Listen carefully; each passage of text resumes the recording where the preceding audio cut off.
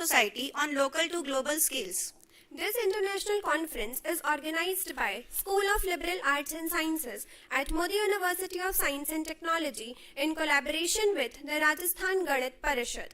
The School of Liberal Arts and Sciences at Modi University offers a multidisciplinary education that blends academic excellence with holistic development.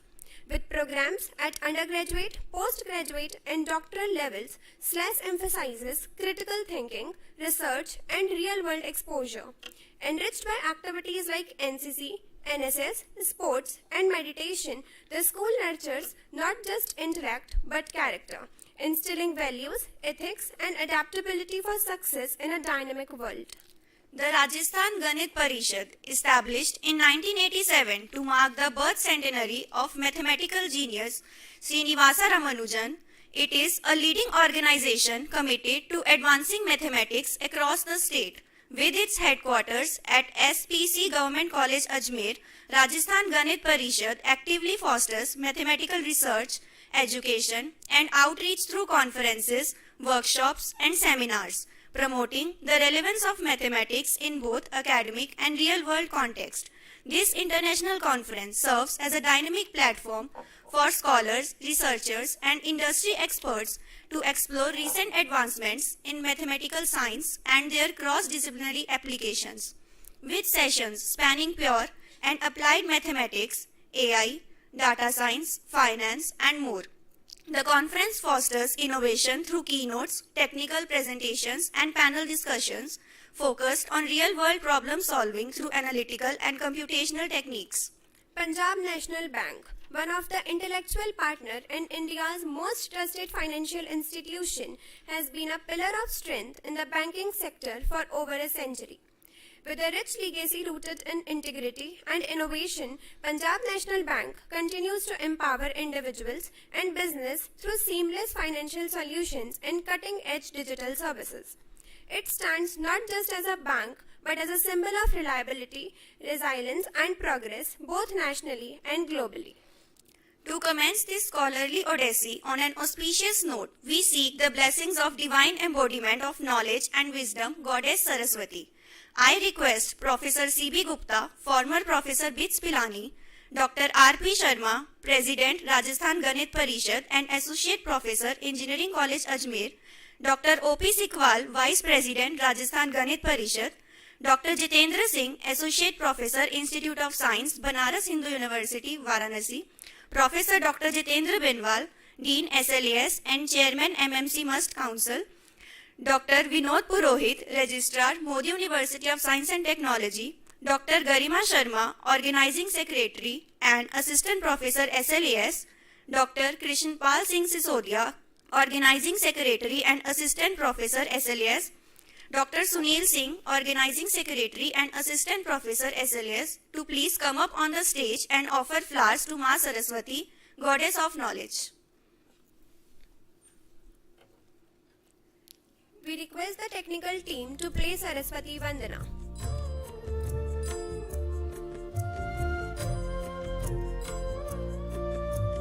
Shubham kurutvam kalyanam arogyam dhanasampada. Shubham kurutvam kalyanam arogyam dhanasampada. Shatru buddhi vinashaya Deepajyotir namostute. Deepajyotir namostute.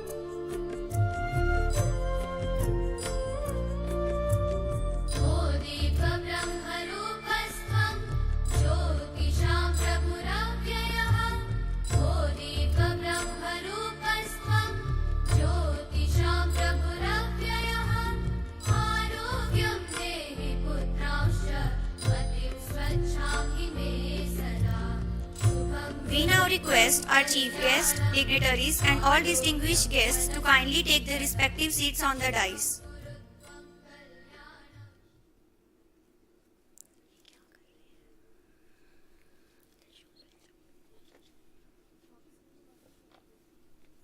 We now request our chief guest, dignitaries, and all distinguished guests to kindly take their respective seats on the dais.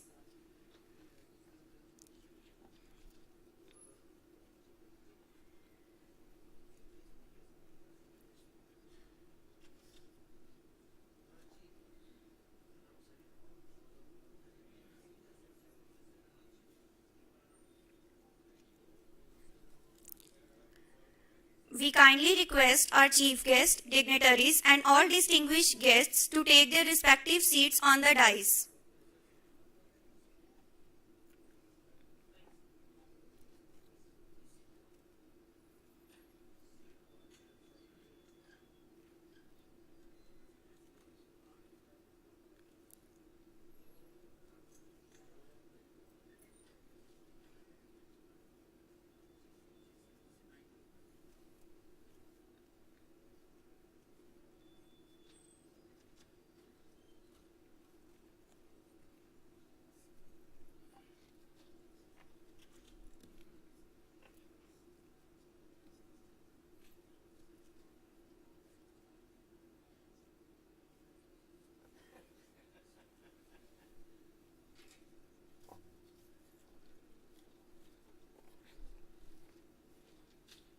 The Kulgeet of Modi University of Science and Technology embodies its rich values, vision, and commitment to empowering women through education. Now I request the technical team to play Sansthan Kulgeet.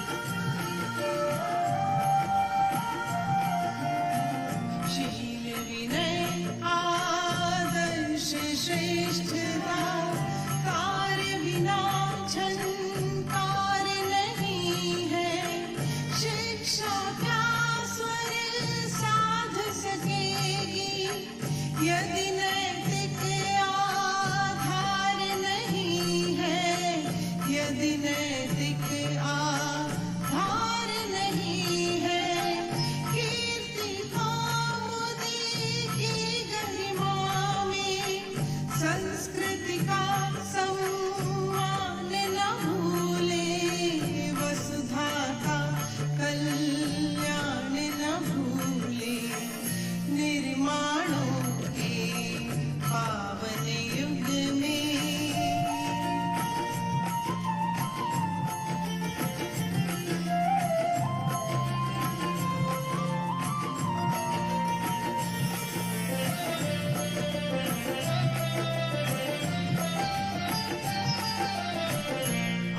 आविष्कारों की कृतियों में यदि मानव का प्यार नहीं है,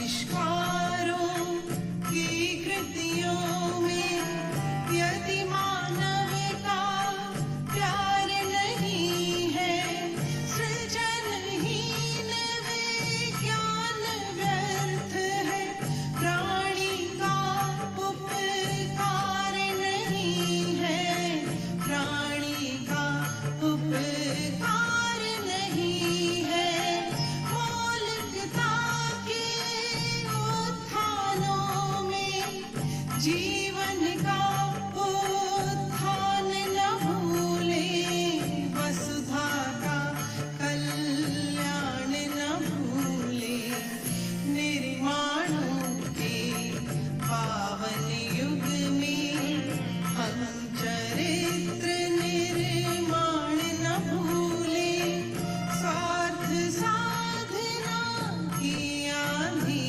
में वसुधा का कल्याण न भूले, निर्माणों के पावन युग में, निर्माणों के पावन युग में, निर्माणों के पावन युग में।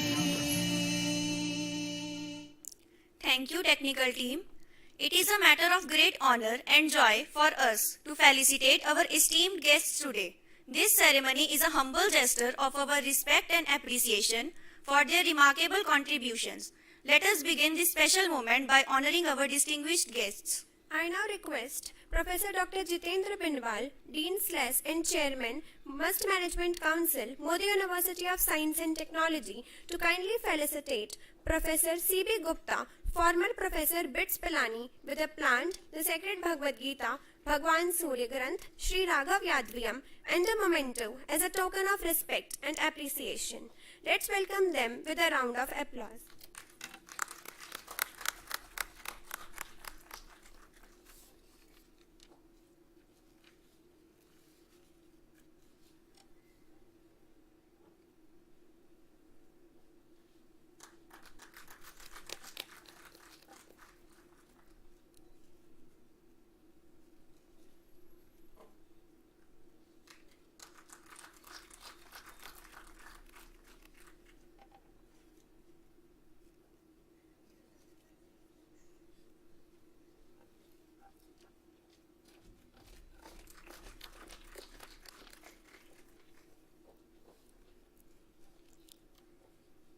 Thank you, sir.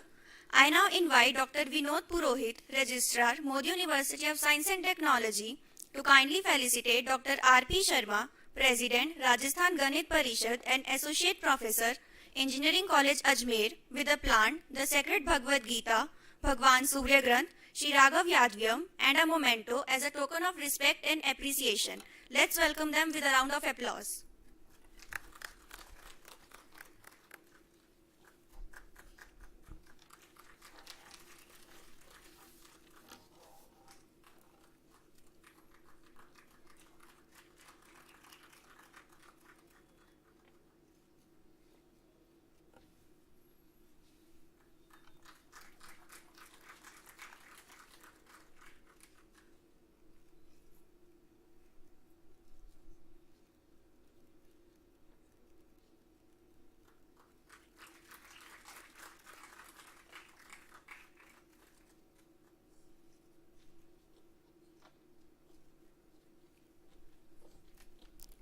Thank you, sir.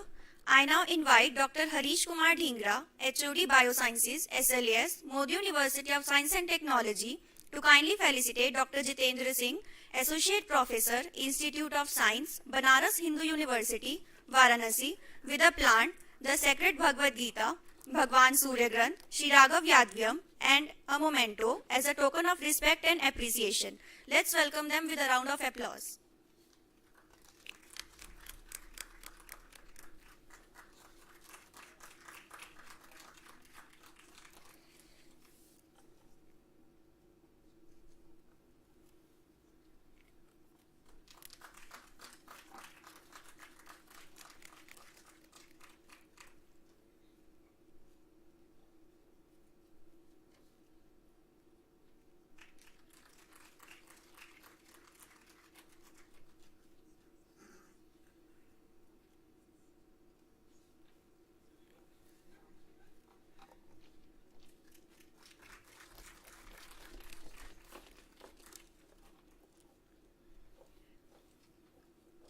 Thank you, sir. I now invite Professor Dr. Ashok Singh Rao, HOD Arts, Modi University of Science and Technology, to kindly felicitate Professor Dr. Jitendra Binwal, Dean and Chairman MMC, must with a plant the Sacred Bhagavad Gita, Bhagwan Surya Granth, Shri Raghav Yadvyam, and a memento as a token of respect and appreciation. Let's welcome them with a round of applause.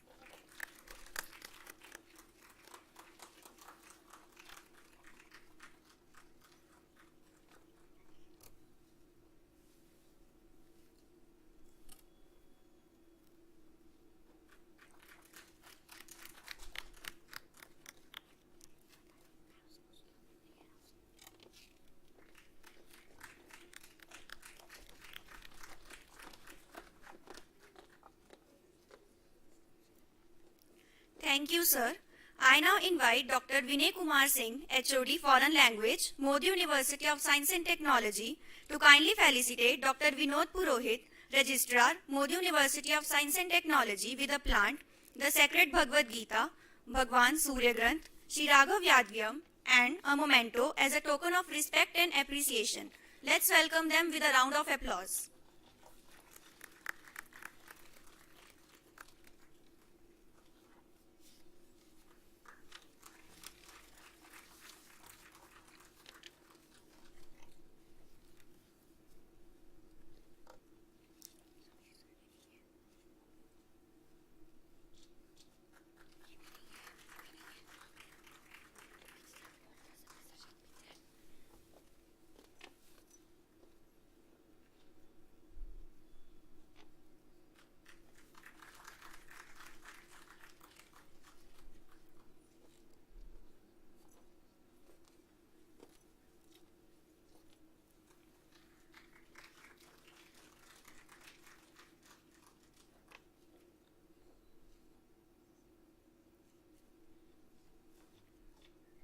Thank you, sir. I now invite Dr. Sarita Khaturia, HOD Chemistry, Modi University of Science and Technology, to kindly felicitate Dr. Garima Sharma, Organizing Secretary and Assistant Professor, with a plant, the Sacred Bhagavad Gita, Bhagwan Surya Granth, Shri Raghav Yadvyam, and a memento as a token of respect and appreciation. Let's welcome them with a round of applause.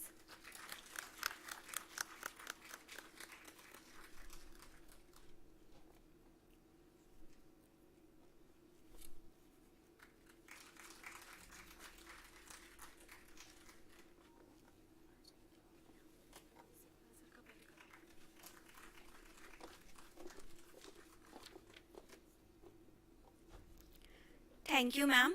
I now invite Dr. Krishan Pal Singh Sisodia to kindly felicitate Dr. O.P. Sikwal, Vice President, Rajasthan Ganit Parishad, and Professor, PIET Jaipur, with a plant, the Sacred Bhagavad Gita, Bhagwan Surya Granth, Shri Raghav Yadvyam, and a memento as a token of respect and appreciation. Let's welcome them with a round of applause.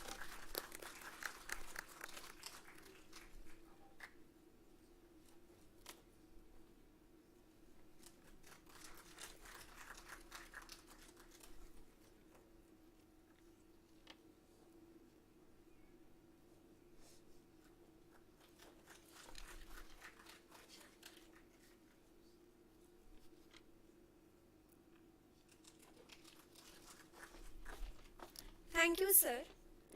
I now invite Dr. Vijay Kumar Pathak, Joint Organizing Secretary, to kindly felicitate Dr. Sunil Singh, Organizing Secretary and Assistant Professor / with a plant, the Sacred Bhagavad Gita, Bhagwan Surya Granth, Sri Raghav Yadvyam, and a memento as a token of respect and appreciation.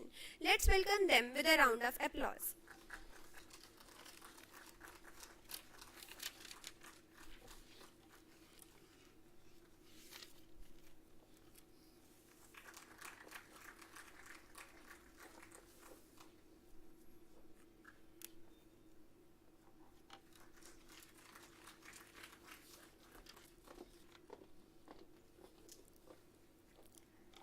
Thank you, sir.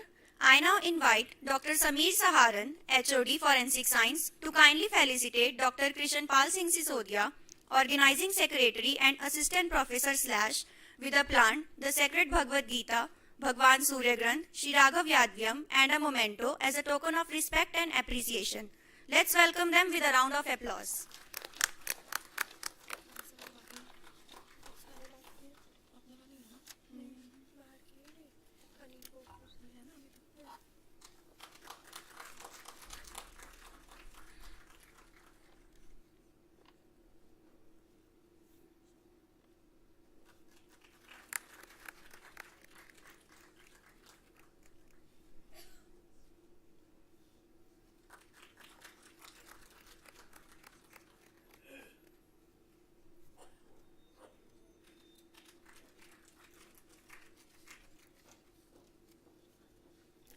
Thank you, sir. I now invite Dr. Narendra Kumar, HOD Physics, to kindly felicitate Professor Anil Gokhuru, Treasurer, RGP, and Professor SPC Government College, Ajmer, with a plant, the Sacred Bhagavad Gita, Bhagwan Surya Granth, Sri Raghav Yadvyam, and a memento as a token of respect and appreciation. Let's welcome them with a round of applause.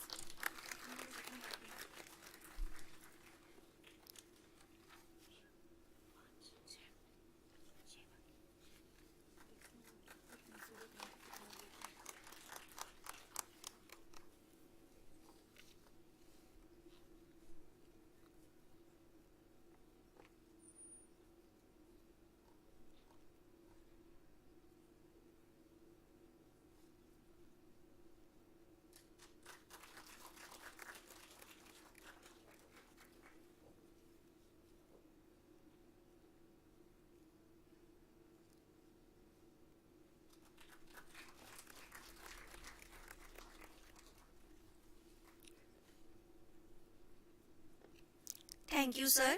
I now invite Dr. Ashok Singh Rathod to kindly felicitate Dr. V.C. Jain, Editor, Ganit Sandesh, Journal of Rajasthan Ganit Parishad and Associate Professor, Engineering College, Ajmer, with a plant, the Sacred Bhagavad Gita, Bhagwan Surya Granth, Sri Raghav Yadvyam, and a memento as a token of respect and appreciation. Let's welcome them with a round of applause.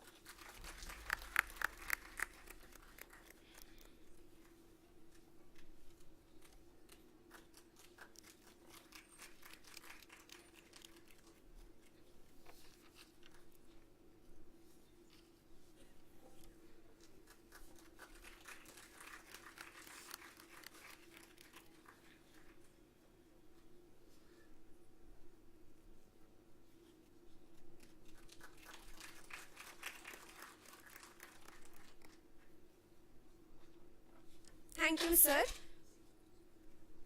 I now invite Dr. Sunil Singh to kindly felicitate Dr. M.L. Sukhwal, Joint Secretary, RGP, and Assistant Professor, Techno India, NGR, Udaipur, with a plant, the Sacred Bhagavad Gita, Bhagwan Surya Granth, Sri Raghav Yadvyam, and a memento as a token of respect and appreciation. Let's welcome them with a round of applause.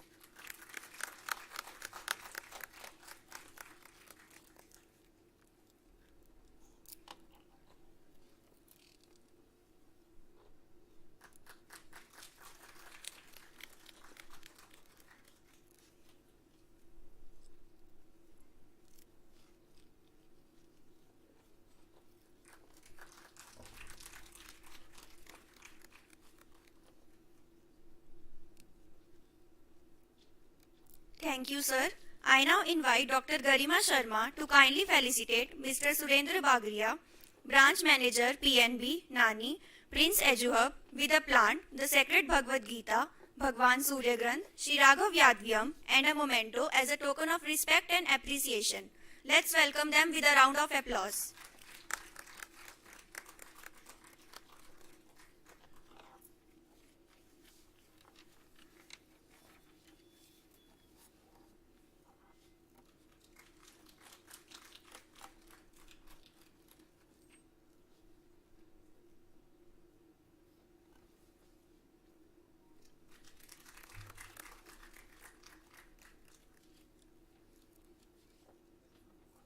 Thank you, ma'am. I now invite Dr. Mridu Sharma to kindly felicitate Mr. Gopiram Saini, Branch Head, PNB Lakshmangad, with a plant, the sacred Bhagavad Gita, Bhagwan Surya Granth, Shri Raghav Yadvyam, and a memento as a token of respect and appreciation.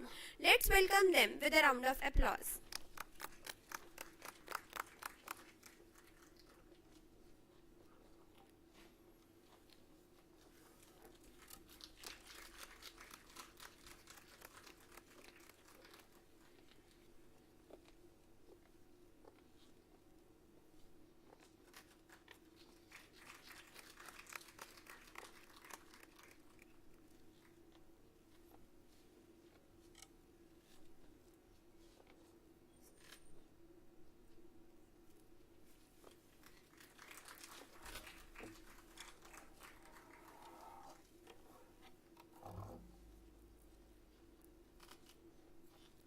Thank you, ma'am.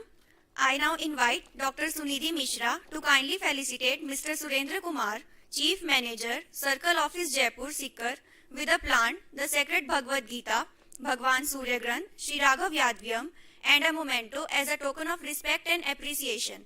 Let's welcome them with a round of applause.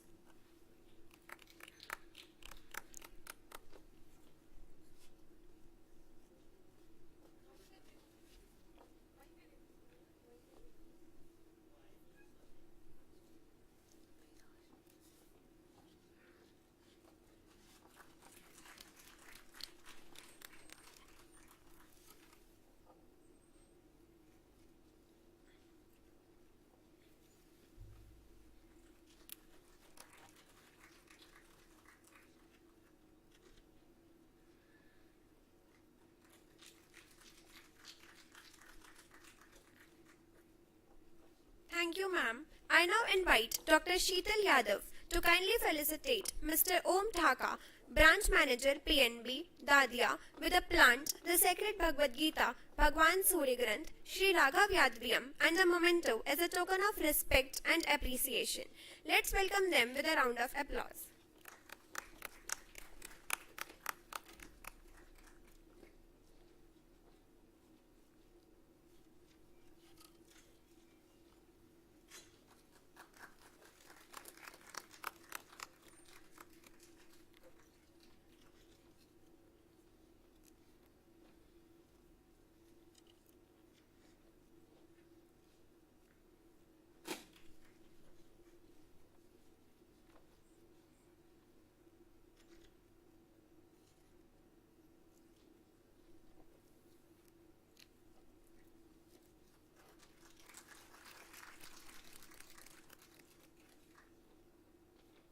Thank you, ma'am.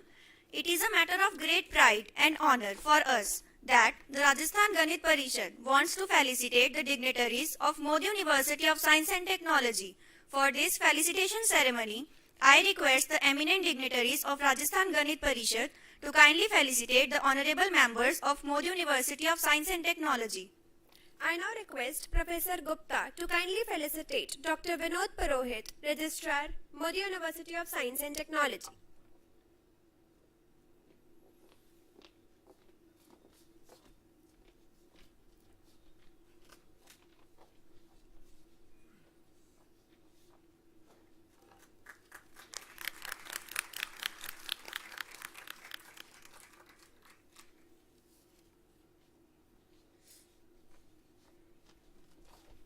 Thank you, sir.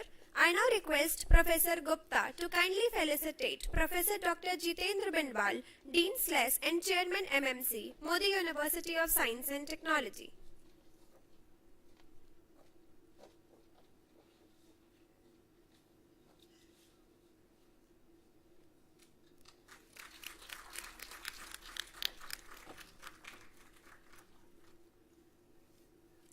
Thank you, sir. I now request Professor R.P. Sharma, President, Rajasthan Ganit Parishad, to kindly felicitate Shri S.V. Vyas, GM Finance, Modi University of Science and Technology.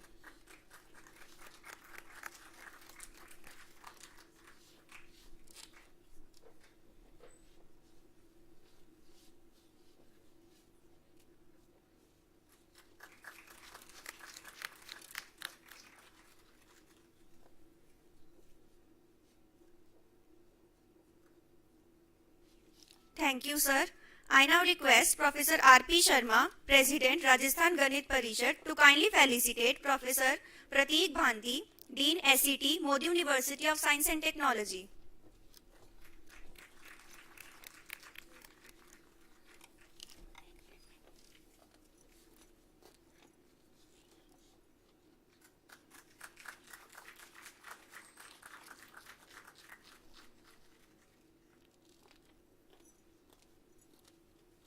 Thank you, sir.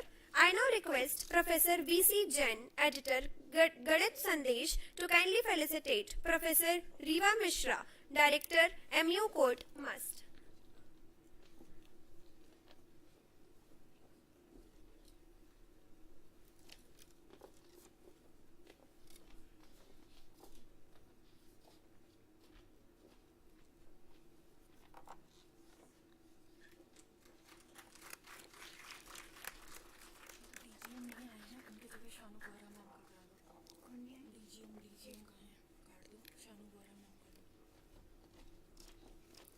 Thank you, sir. I now request Professor V.C. Jain, Editor, Ganesh Sandesh, to kindly felicitate Professor Komal Audicha, Dean SOL, Modi University of Science and Technology.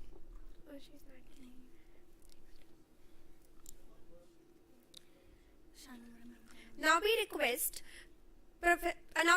O.P. Sikhwal, Vice President, RGP, to kindly felicitate Dr. Shanu Gora. Ma'am.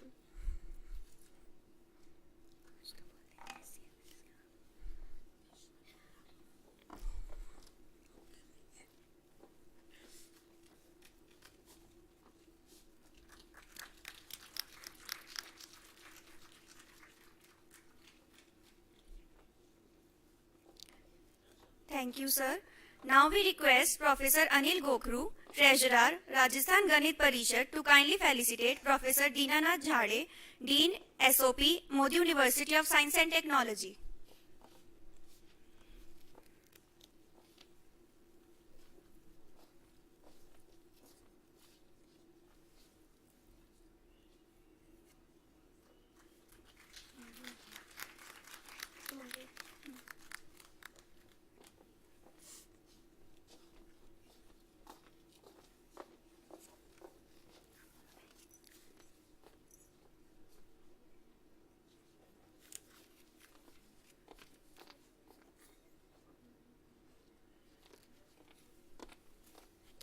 I now request Professor Anil Gokhru, Treasurer, RGP, to kindly felicitate Professor Sunita Verma, Assistant Dean, SOB, Must.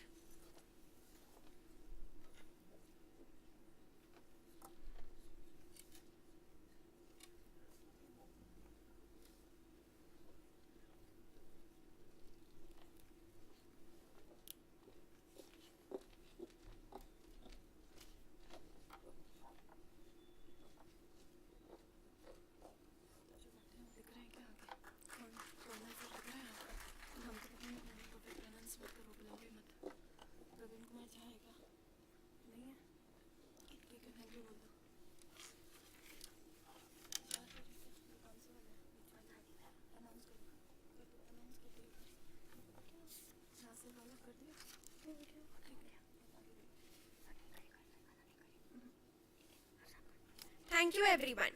Following this, it is our pleasure to release a significant academic artifact The abstract book.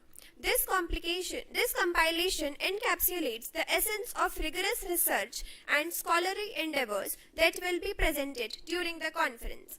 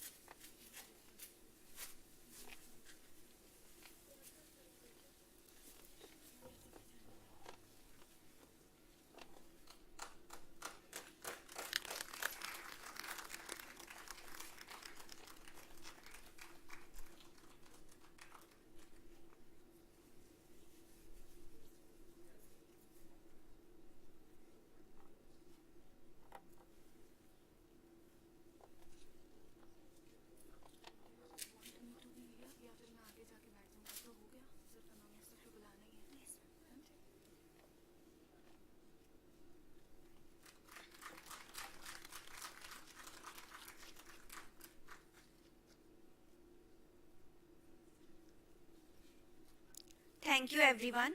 It is an honor to introduce Professor Dr. Ashutosh Bharadwaj, Honorable President of Modi University of Science and Technology. A distinguished academician, he has made a remarkable contributions to remote sensing and geospatial technologies. He has been associated with the Indian Institute of Remote Sensing, Dehradun, and served as a fellow at an Indian Institute of Advanced Study. He is also a director on the board of Udmodya Foundation, University of Delhi, shaping the future of education. Under his leadership, Modi University continues to thrive as a center of excellence. His guidance and support have made this international conference on recent trends in mathematics, multidisciplinary advancement and innovations a reality. We now request our technical team to kindly connect us with Professor Dr. Ashutosh Bharadwaj, President of Modi University of Science and Technology, to deliver the welcome address.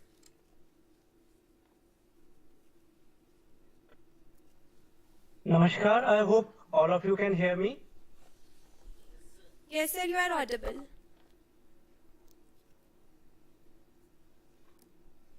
Namaskar and good morning to one and all.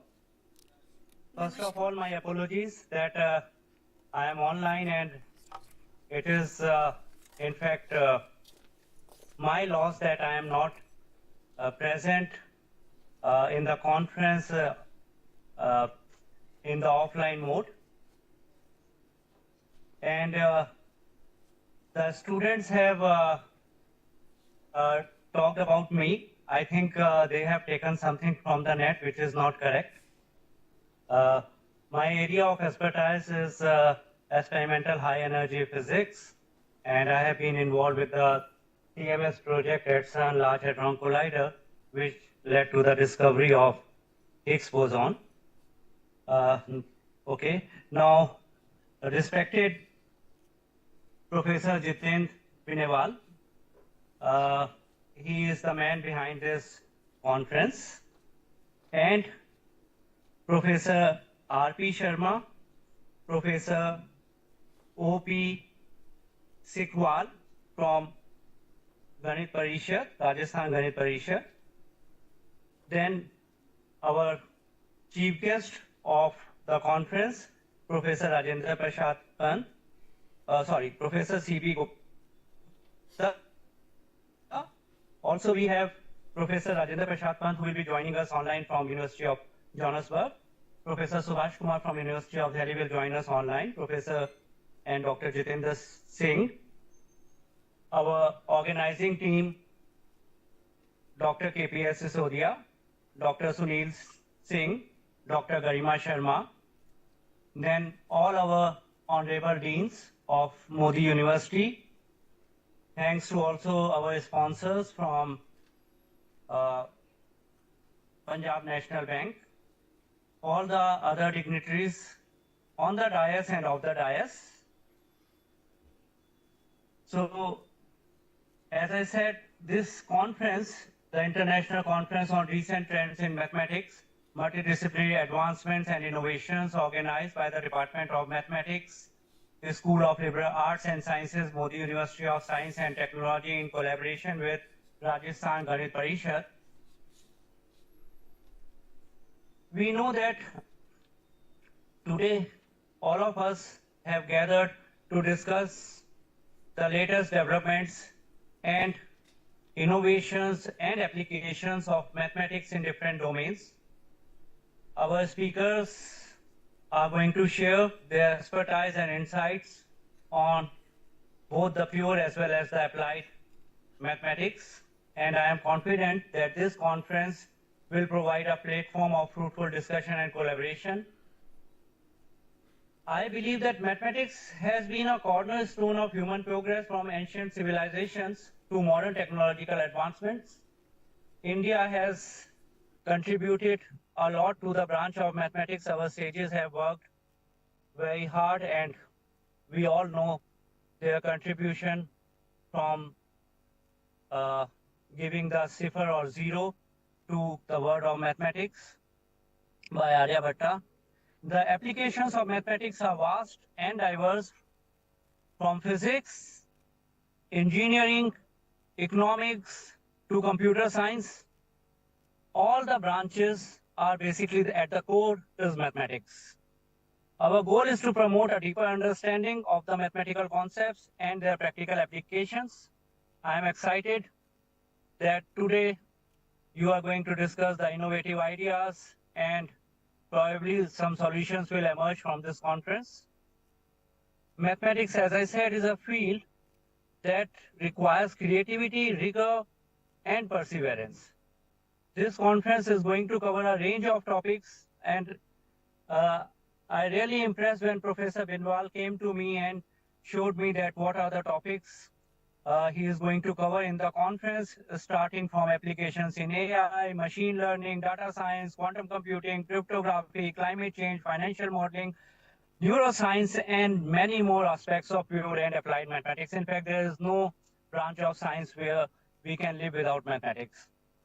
Finally, again, I would like to thank our esteemed speakers, organizers, and participants for their contribution to this conference. I encourage all the participants who are offline and online to engage actively in discussions and share their knowledge and experiences. I wish you all a productive and enjoyable conference, and let us work together to advance the field of mathematics and its application. Thank you. Once again, namaskar. Thank you, sir.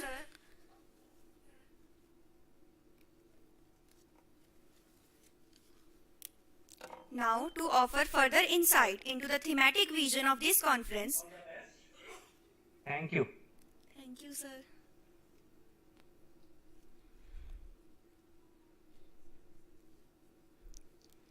Now to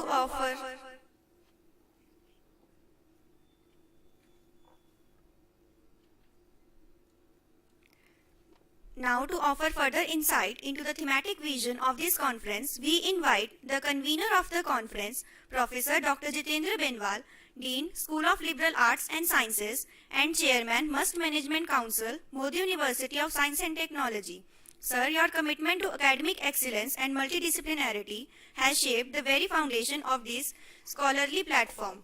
Currently serving as Professor, Dean, School of Liberal Arts and Sciences and Chairman, Must Management Council at Modi University of Science and Technology, Rajasthan, India.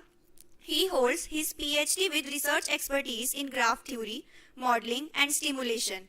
Professor Benwal has published 45 papers in reputed national and international journals, authored 4 books, 7 patents, and presented his research at various prestigious conferences. He is recognized with the INSC Academic Excellence Award 2021. Apart from this, he is an active member of several professional organizations, contributing significantly to the field of discrete mathematics and computational research. Professor Dr. Jitendra Benwal is a distinguished academic with the over 24 years of teaching experience. Sir, we now request you to grace us with an informative address about this conference.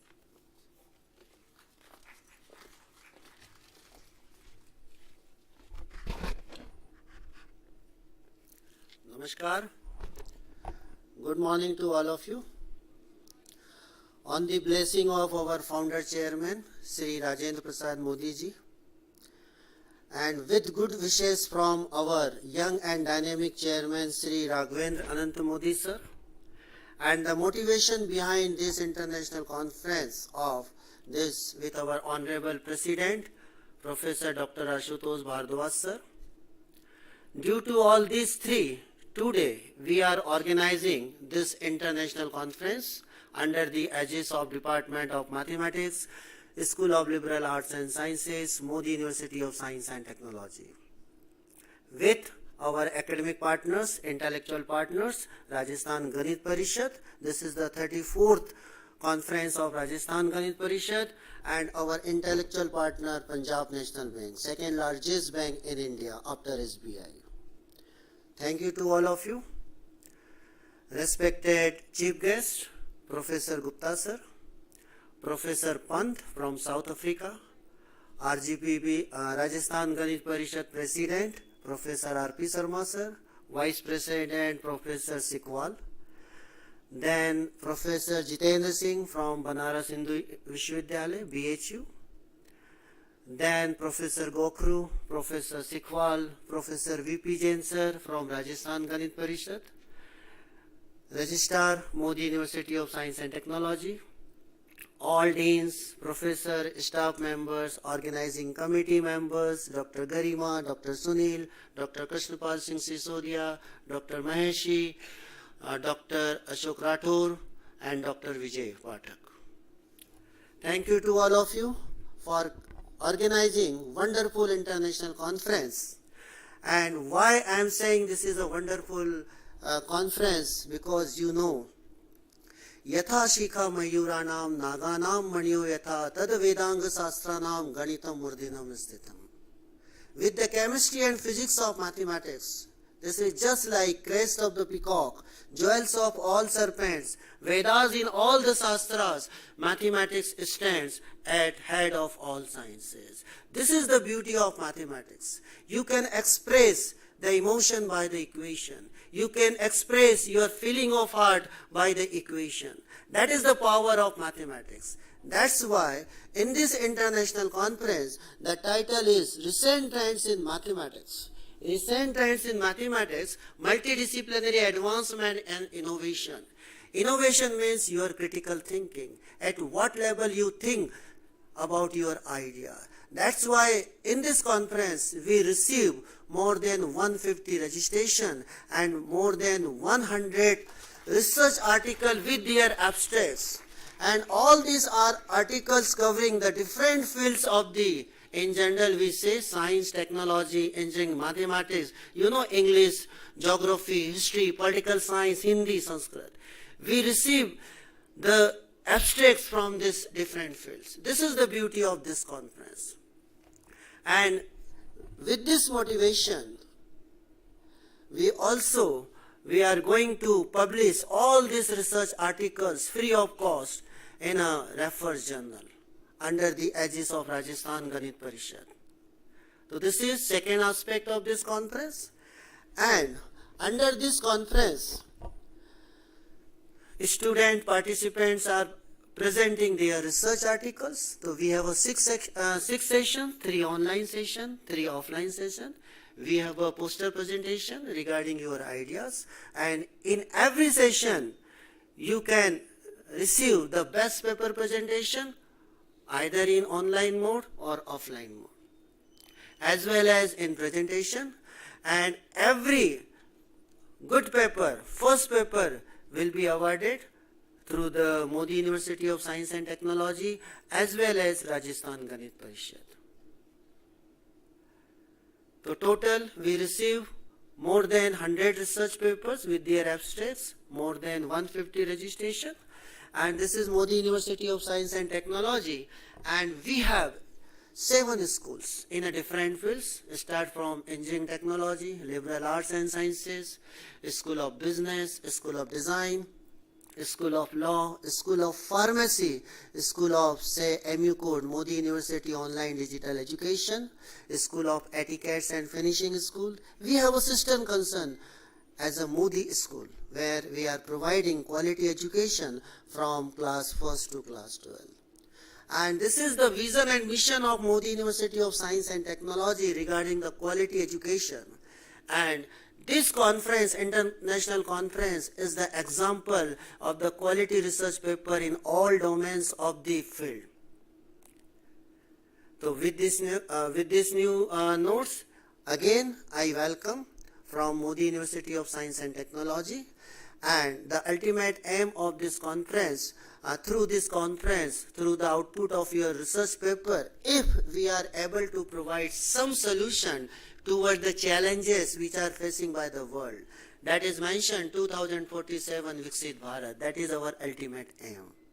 The aim is we can contribute towards the aim of the nation 2047 Viksit Bharat developed country. That is the ultimate motto of this international conference, and I am again thankful to our intellectual partner, and special thanks to our Honorable President, Professor Dr. Ashutosh Bhardwaj. He is the ultimate impetus for this conference. Thank you very much. Jai Hind.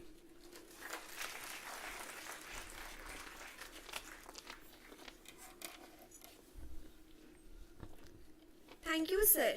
We are honored to have amongst us Dr. Rajendra Pal Sharma, President, Rajasthan Ganit Parishad and Associate Professor, Engineering College, Ajmer.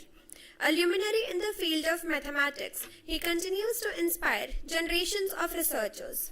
With an impressive academic background, holding both an MSc and a PhD in mathematics, he brings a wealth of knowledge and experience to the field.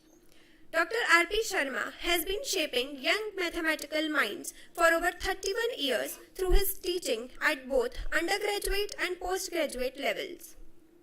He has also contributed significantly to academic literature with 21 publications in reputed international and national journals.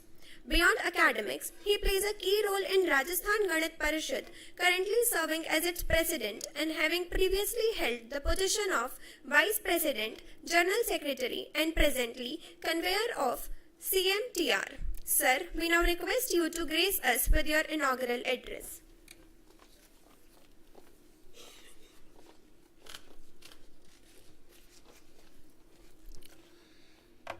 Namaskar, very good morning. Respected dignitaries on the dais, researchers and organizing committee members, learned faculty members and participant members. Today, in the Modi University Science and Technology, going on an international conference on recent trend in mathematics, multidisciplinary advancement and innovations, and jointly 34th annual conference of Rajasthan Ganit Parishad. मैं अब राजस्थान गणित परिषद के बारे में आपको मैं बताना चाहता हूं कि कैसे ये डेवलपमेंट हुआ, राजस्थान गणित परिषद किस तरीके से स्टार्ट हुई। देखिएगा, राजस्थान में 80 और 90 में हमारे सीनियर्स के दिमाग में आया कि क्यों नहीं राजस्थान में गणित का विकास किया जाए।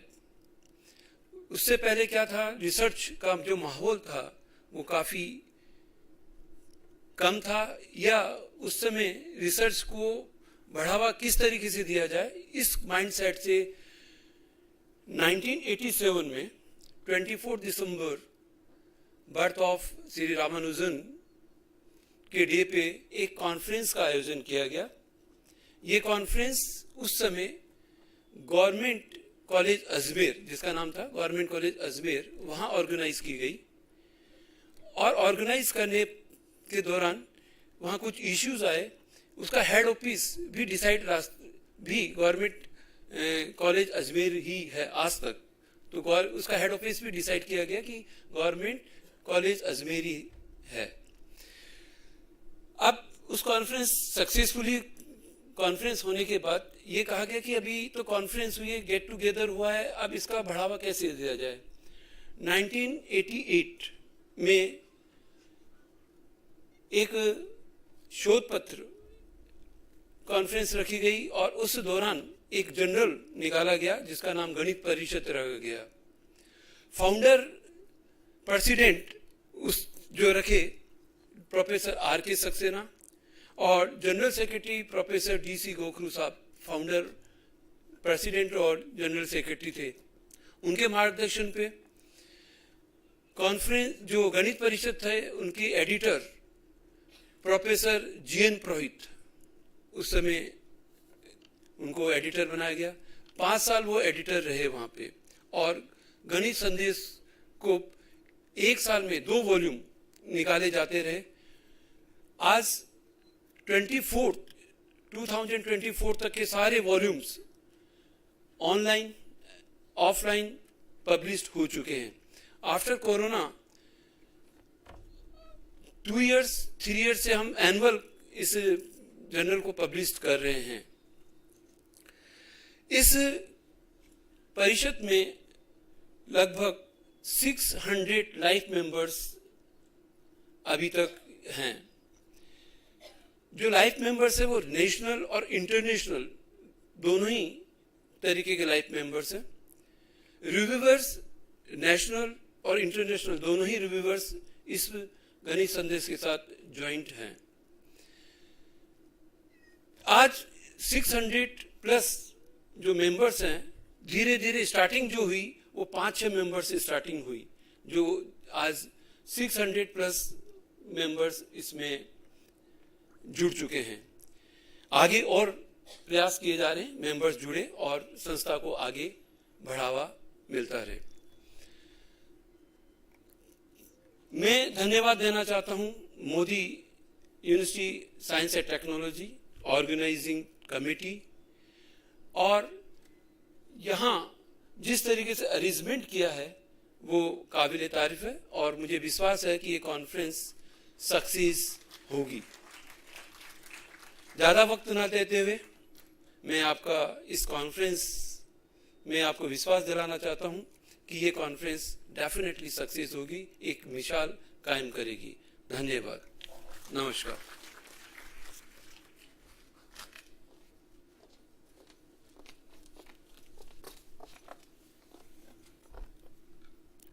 Thank you, sir. Now we invite all participants to a short break for high tea at Bharat Muni Manch. May this interlude provide an opportunity to connect, collaborate and refresh. We shall reconvene shortly after 20 minutes for the keynote and invited talks. Also, we request the participants of poster presentation to kindly paste your posters outside on the board. Also, we invite everyone for a group photograph.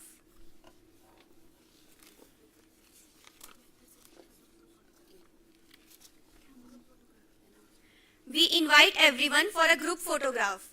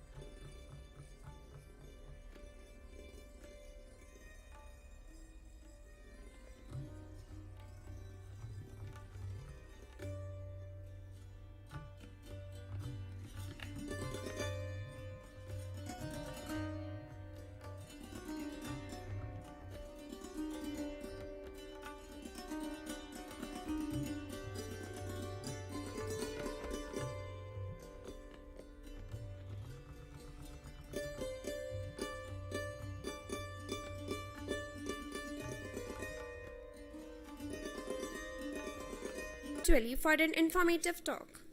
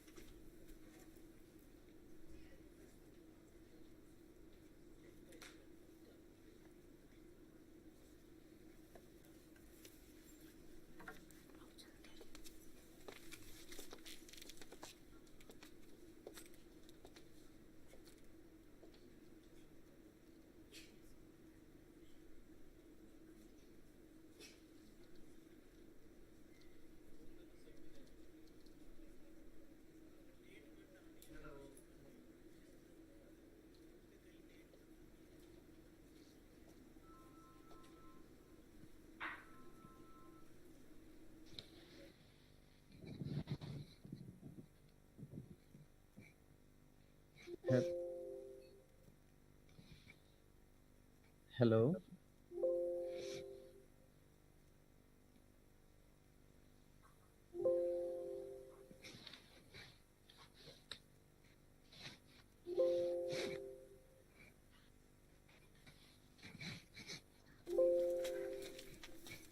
Hello, good morning. Good morning.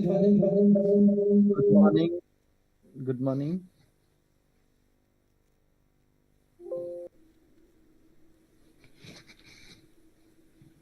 Good morning, sir. Can you hear me? You are audible. Okay. And are my slides also visible? No, your slides are not visible. Okay, let me share again.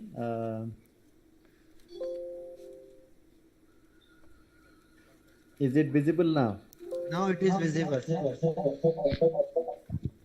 Okay, so let me start. So first of all, I would like to thank Modi University for giving me an opportunity to present my work in this international conference.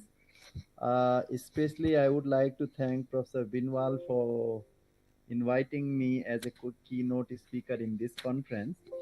Of course, I have seen the time 20 minutes will not be enough for me to present full fixed point theory or maybe brief introduction to fixed point theory.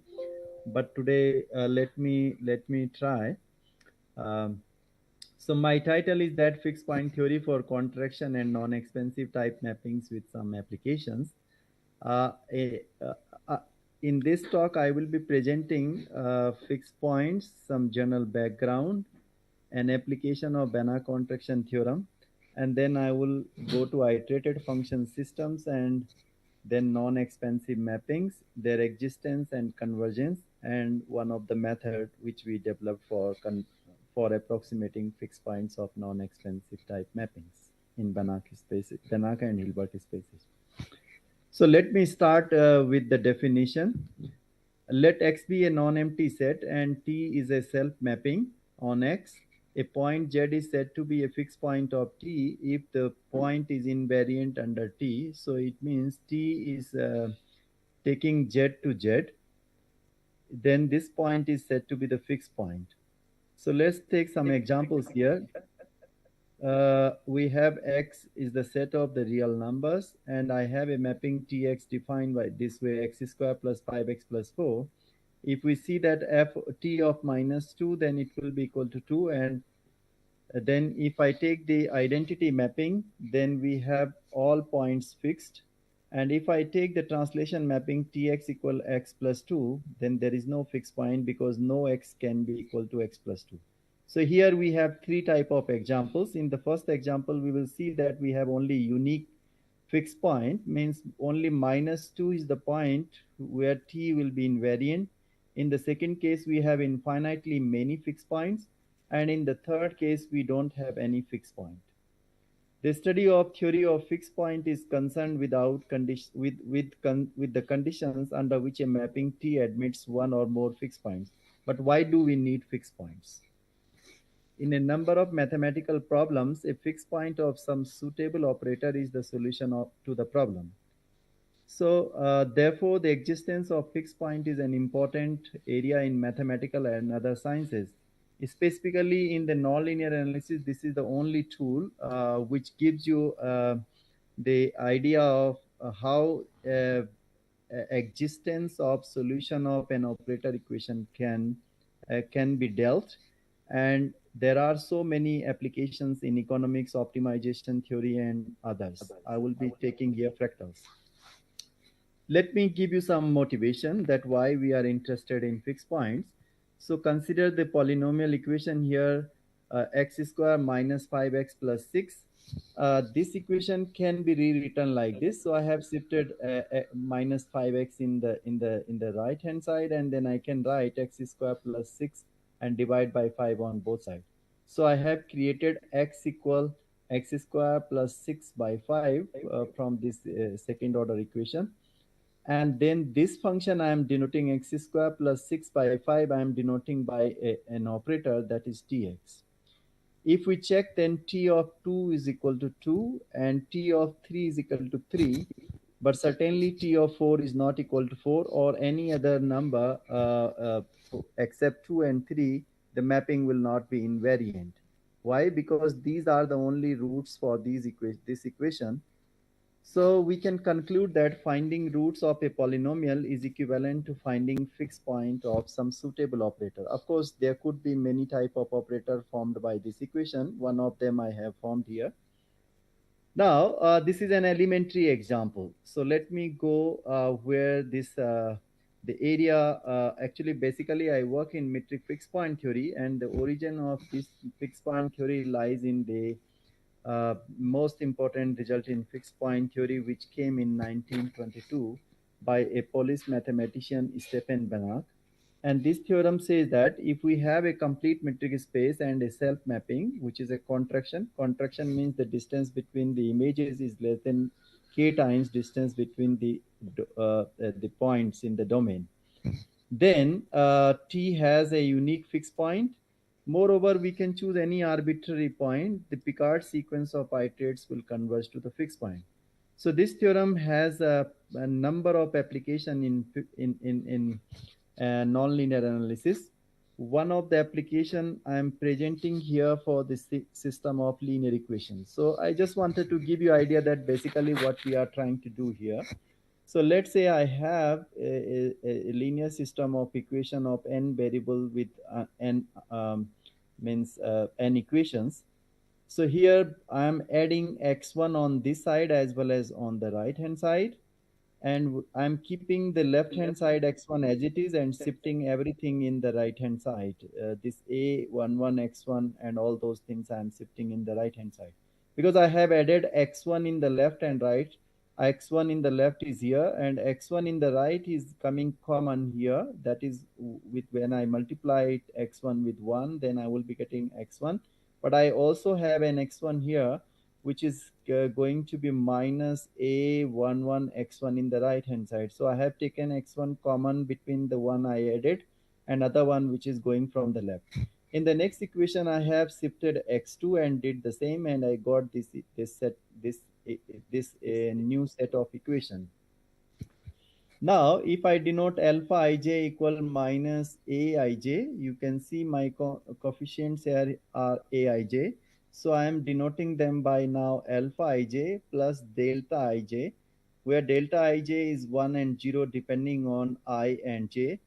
Because you will see that here in this equation, x2 is not appearing with 1 minus something. In the second one, x1 is not appearing. So for that purpose, so then I have chosen this alpha ij.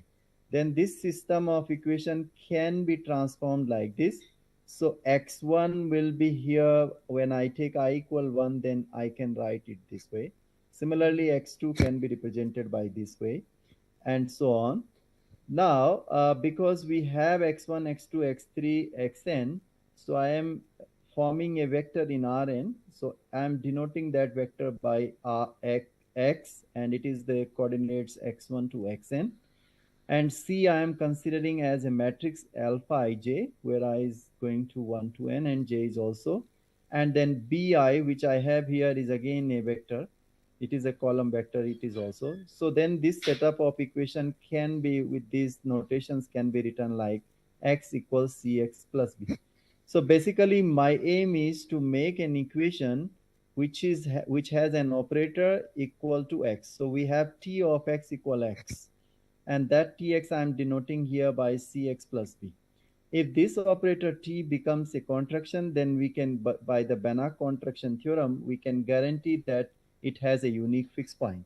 For that, I'm just using one of the metric here. Of course, on Rn, all metrics are equivalent. So this is the easiest to compute. I'm choosing the max metric here, d infinity. And then I have shown that d infinity tx ty for this operator with this equation, we can get it alpha times d infinity xy, where alpha is just the sum of alpha ij's, which those are the coefficient in the metric, in the matrix. So now if I restrict this less than equal 1, because in my Banach contraction principle the restriction on k is that k is between 0 and 1, is strictly less than 1, then I can guarantee that this system will have a solution and will have a unique solution. Now, practically, how do we evaluate? So I hope you know Gauss-Jacobi and Gauss-Seidel methods to approximate linear systems. So I have considered a linear system of equation here.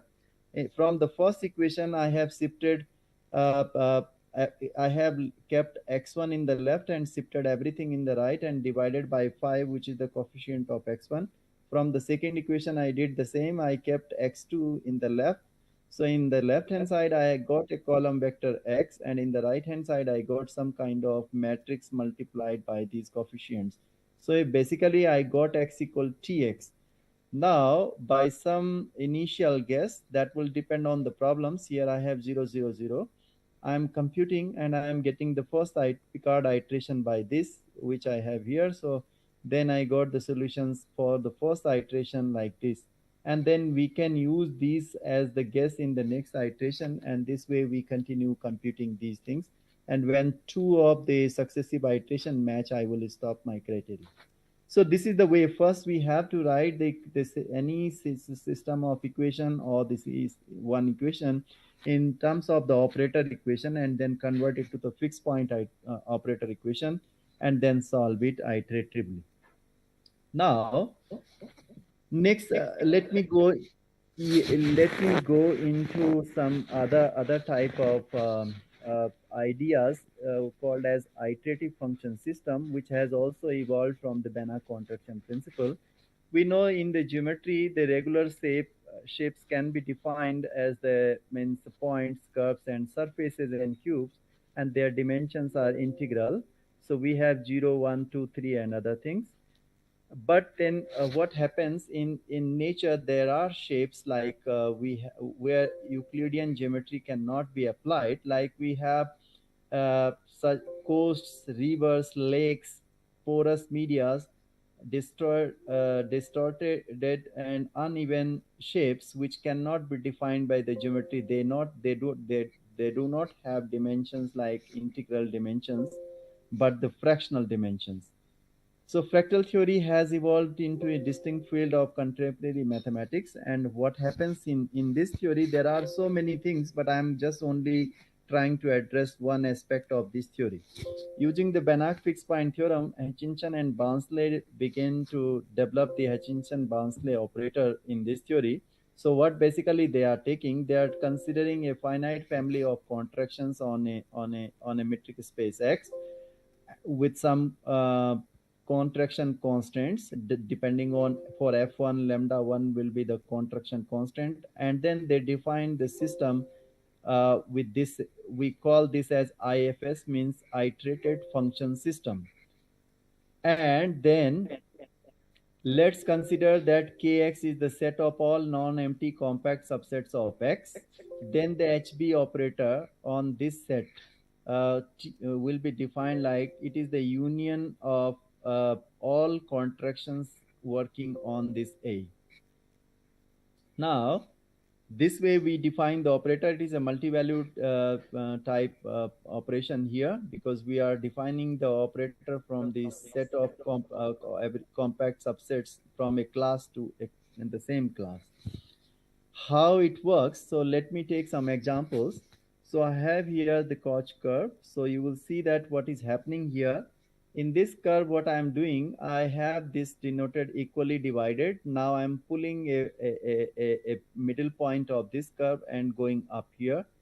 Then the same process I'm continuing, and you will see that now it looks like a curve. So it has a similarity between its shapes. So if I'm zooming, let's say this was the original shape. If I zoom, this will look like this, and then so it has a means the shape is going to be, you can divide into parts, but then it looks like the original shape. So, and this can be generated by these contraction mappings over the set -1 to 1, which is a proper subset of minus the closed interval -1 to 1 square. And I have defined these contractions here, and this curve can be generated with the help of these 4 contractions, which will constitute now IFS with the all contraction constants are here 1/3. Similarly, we can take another problem, that is the Sierpinski gasket.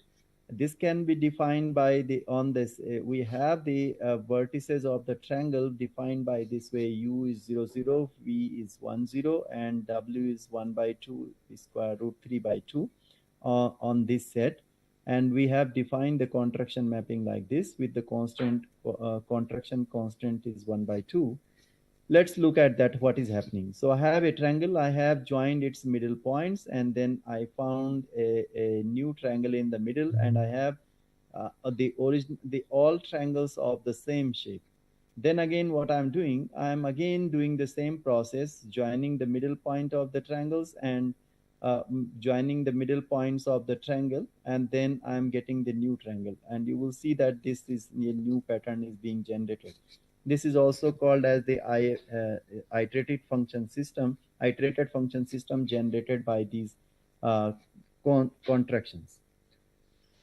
Now, what we did actually very recently, because these things were done for some class of contraction mapping, so we considered a newly introduced class of contraction mapping, for which f is satisfying these properties. It is continuous and strictly increasing, and has some properties like f2, f3, f4, f5 with another function g.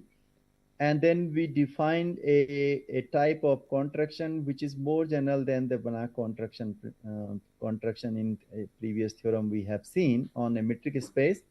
And then we applied this to we generated IFS, a iterated function system for this type of contraction in this theorem. So we have a complete metric space, and again, like I said that here FNs are FG contractions. So instead of having the Banach contraction type mappings, we have now FG contraction, and we define the same way. Of course, the proof is slightly different than what was given in Hutchinson and Barnsley. And then we generated, and then we considered some examples here. So we have considered these functions here over 0, 1 cross 0, 1. And then this does satisfy the criteria of our theorem, and we generated some iterated function systems here. So this looks like this. We have another example here. 2 contraction functions we have taken, and then they means contraction means FG contractions in this case, and it does satisfy our criteria. And then we have generated iterated function system by Mathematica. So this is one aspect. Then means using the contraction type mappings, what we can do is that we can study fractional type objects, and we can generate factors depending on, and these factors predict some natural patterns, as well as in the dynamical system we can also look at, by looking at these factors, we can know the critical points and then the behavior of the system, which is crucial in predicting many physical applications in this theory. Now, let me come to the main topic here. That is my interest in non-expansive mapping. If the contraction constant k is taken 1, then the class of contraction mapping becomes non-expansive. So it means we have enlarged the class of mapping, but however, in a complete metric space, this class of mapping need not have a fixed point. So we have an example here. I have taken the L1, the space of all absolutely summable sequences, and I have defined a closed and bounded subset for L1. Because it is closed, so it is also complete. L1 is a Banach space, so it is a complete metric space. And K is closed, so K is also complete. But if I define a shift operator like this, Tx is equal to this, then T doesn't have a fixed point in K. So it means it is a non-expansive operator, but it does not have a fixed point. So what to do? Actually, in fixed point theory, there are two main things we are dealing with. One is the space which we are considering, another is the operator. So if we have fixed that the operator is to be non-expansive, then we can only do something on the space. Yes, we can do. However, it is possible to guarantee the existence of fixed point of non-expansive mapping by endowing the space with some rich geometric structure. What is that? Actually, this problem was open for 43 years, and then three mathematicians came together and they addressed the problem in two slightly different ways. In 1965, three well-known mathematicians, Browder, Gode, and Kirk, solved this problem. Browder and Gode's proofs are slightly different, but the conclusion of their result is the same. So they considered a closed and bounded and convex subset in the uniformly convex Banach space. And then they proved that every non-expansive mapping K to K has a fixed point. While Kirk addressed the problem slightly differently, he considered the K be weakly compact convex subset of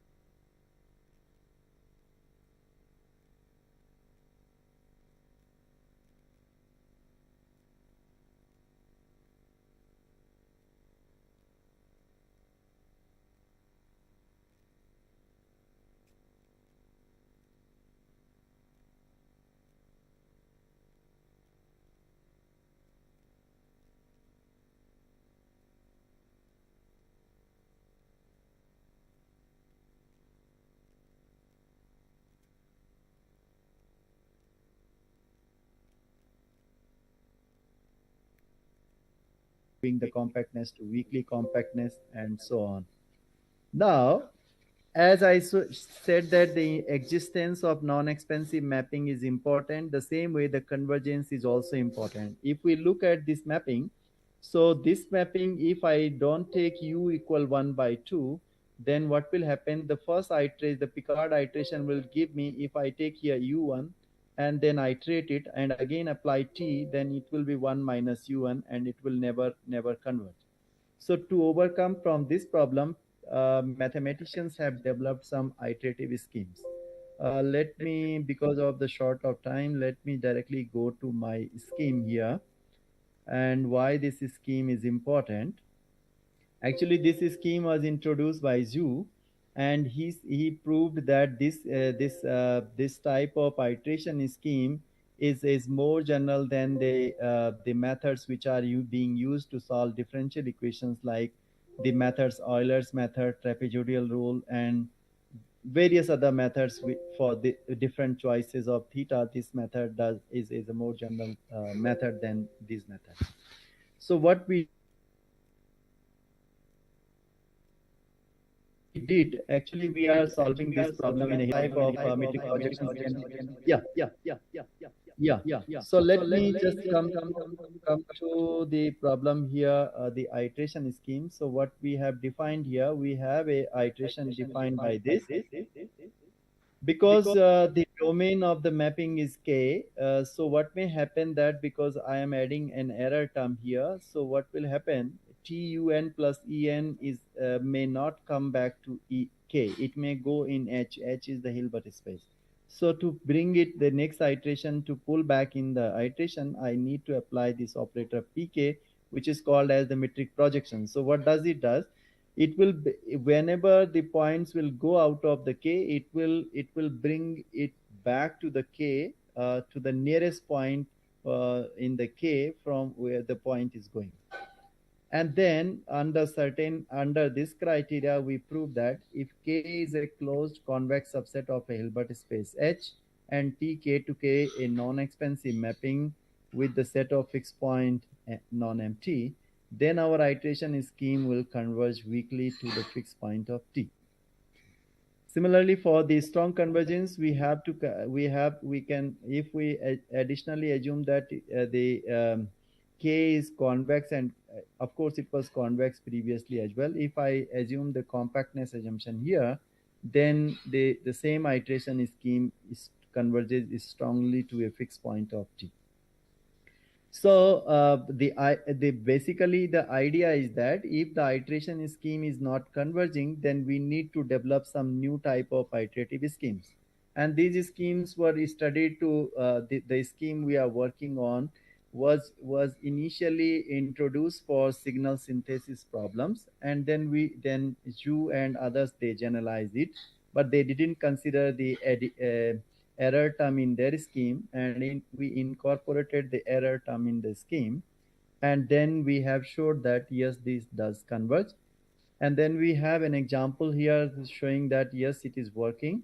So we have considered an operator here, which is a non-expansive type operator, and then we have shown that yes, our iteration scheme is converging for different choices of alpha n and with different errors here. And then the graph is showing that for different choices of initial guess here, it is converging. And then we have also shown that yes, the method is consistent for different values of theta. And yes, we have also shown the convergence behavior for alpha n. And this is all. These are the papers I have used in my presentation. One of the paper we have recently published in 2024 for the fractals, and then the rest of 2 papers in 2019 and 2017. And these are other references. And thank you so much.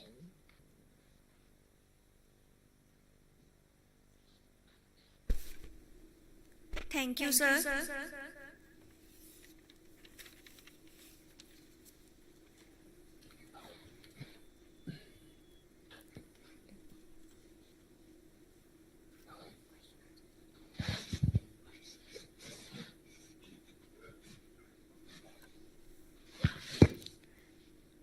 Thank you, sir. Thank you.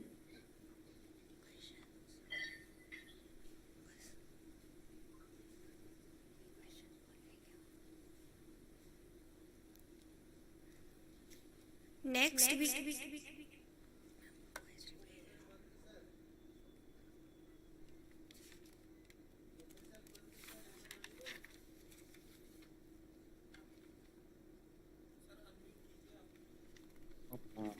Professor Pant sir.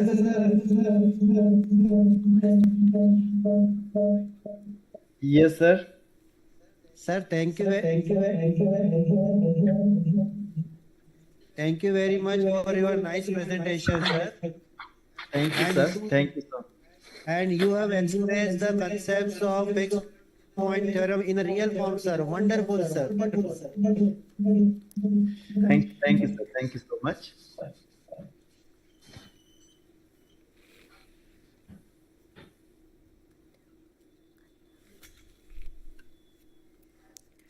Next, we welcome Professor C.B. Gupta, whose body of work has redefined mathematical inquiry. We are honored to introduce Dr. C.B. Gupta, Senior Professor of Mathematics and Chair of the NAC Committee at the North Cap University, Gurugram, whose career spans over 36 years. He began at Kurukshetra University, MSc in Mathematical Statics, PhD in Operations Research, and went on to hold key roles at BITS Pilani and LNM IIT Jaipur before joining the North Cap University. Dr. Gupta specializes in applied statics, optimization, and operations research. He has authored over 90 research papers, 18 books, and contributed 4 book chapters, and has guided many doctoral and postgraduate students. His leadership extends to serving as a chief editor for 6 international conference proceedings and as a reviewer, editorial board member for several top journals. Recognized with awards such as the Shiksha Ratan Puraskar 2011, Best Citizens of India 2011 and Glory of India 2013, and listed among the top 100 scientists in the world 2012. Dr. Gupta has also participated in over 100 national and international conferences, delivering invited talks, chairing sessions, and organizing faculty development programs. Please join me in welcoming Dr. C.B. Gupta to the stage.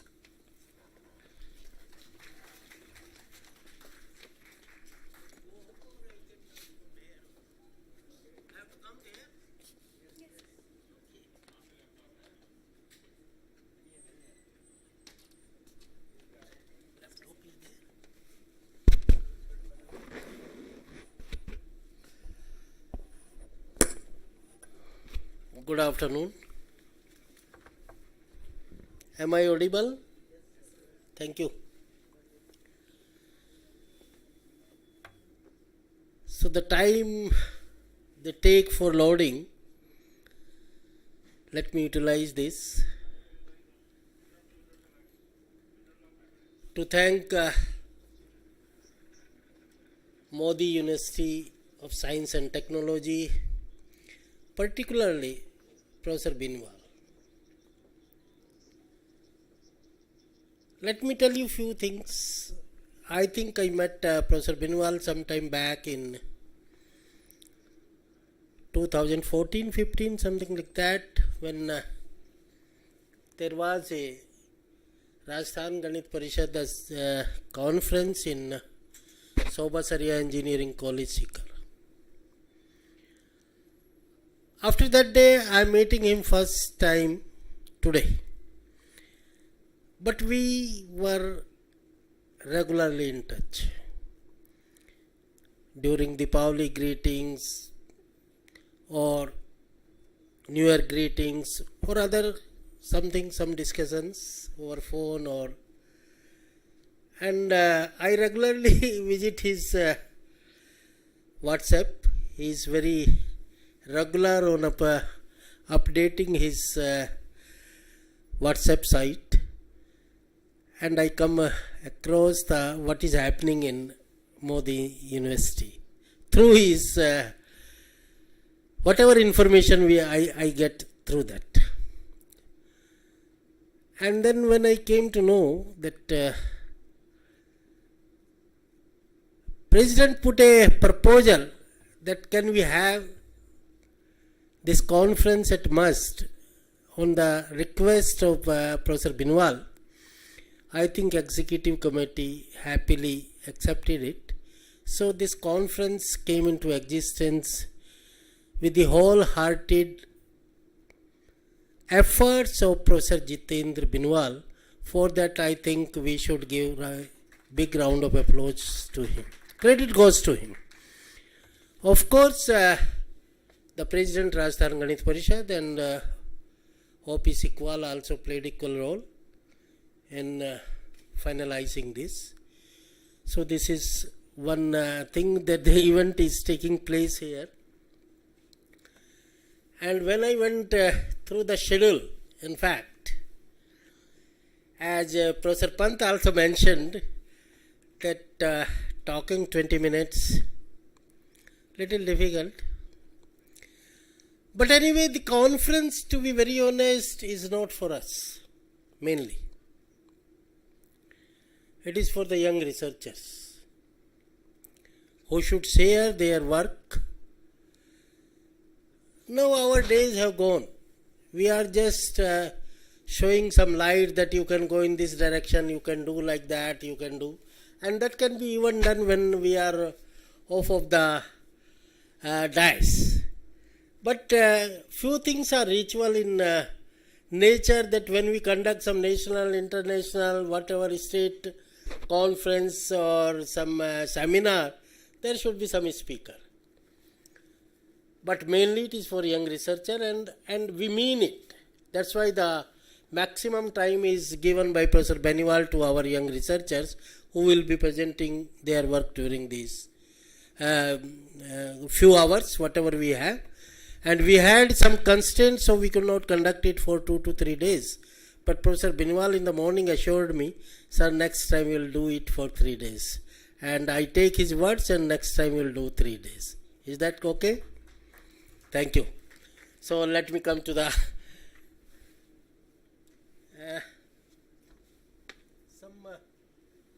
who will movement will be from there only. So friends, to be very honest, for me, collar mic, हाँ मेरे लिए actually एक जगह खड़े होके बोलना थोड़ा मुश्किल था. कॉलर माइक है क्या बेटा? Otherwise I think I will be audible to not much crowd is there. Am I audible in the and?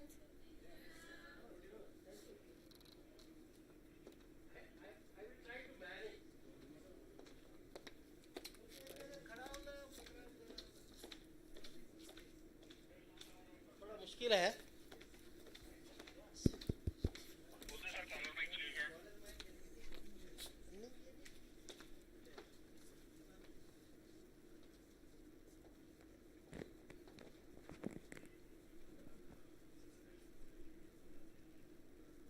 वहीं से होगी. चलाते ही रहने तो मुश्किल है. कुछ है नहीं आपके पास यहाँ से मूव करने का?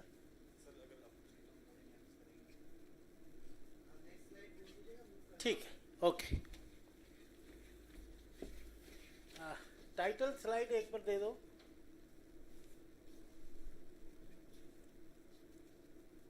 So the keynote speaker spoke on fixed point theory. I am taking to the 360 diversion to that. To be very honest, I am not a hardcore mathematician. I am basically a statistician.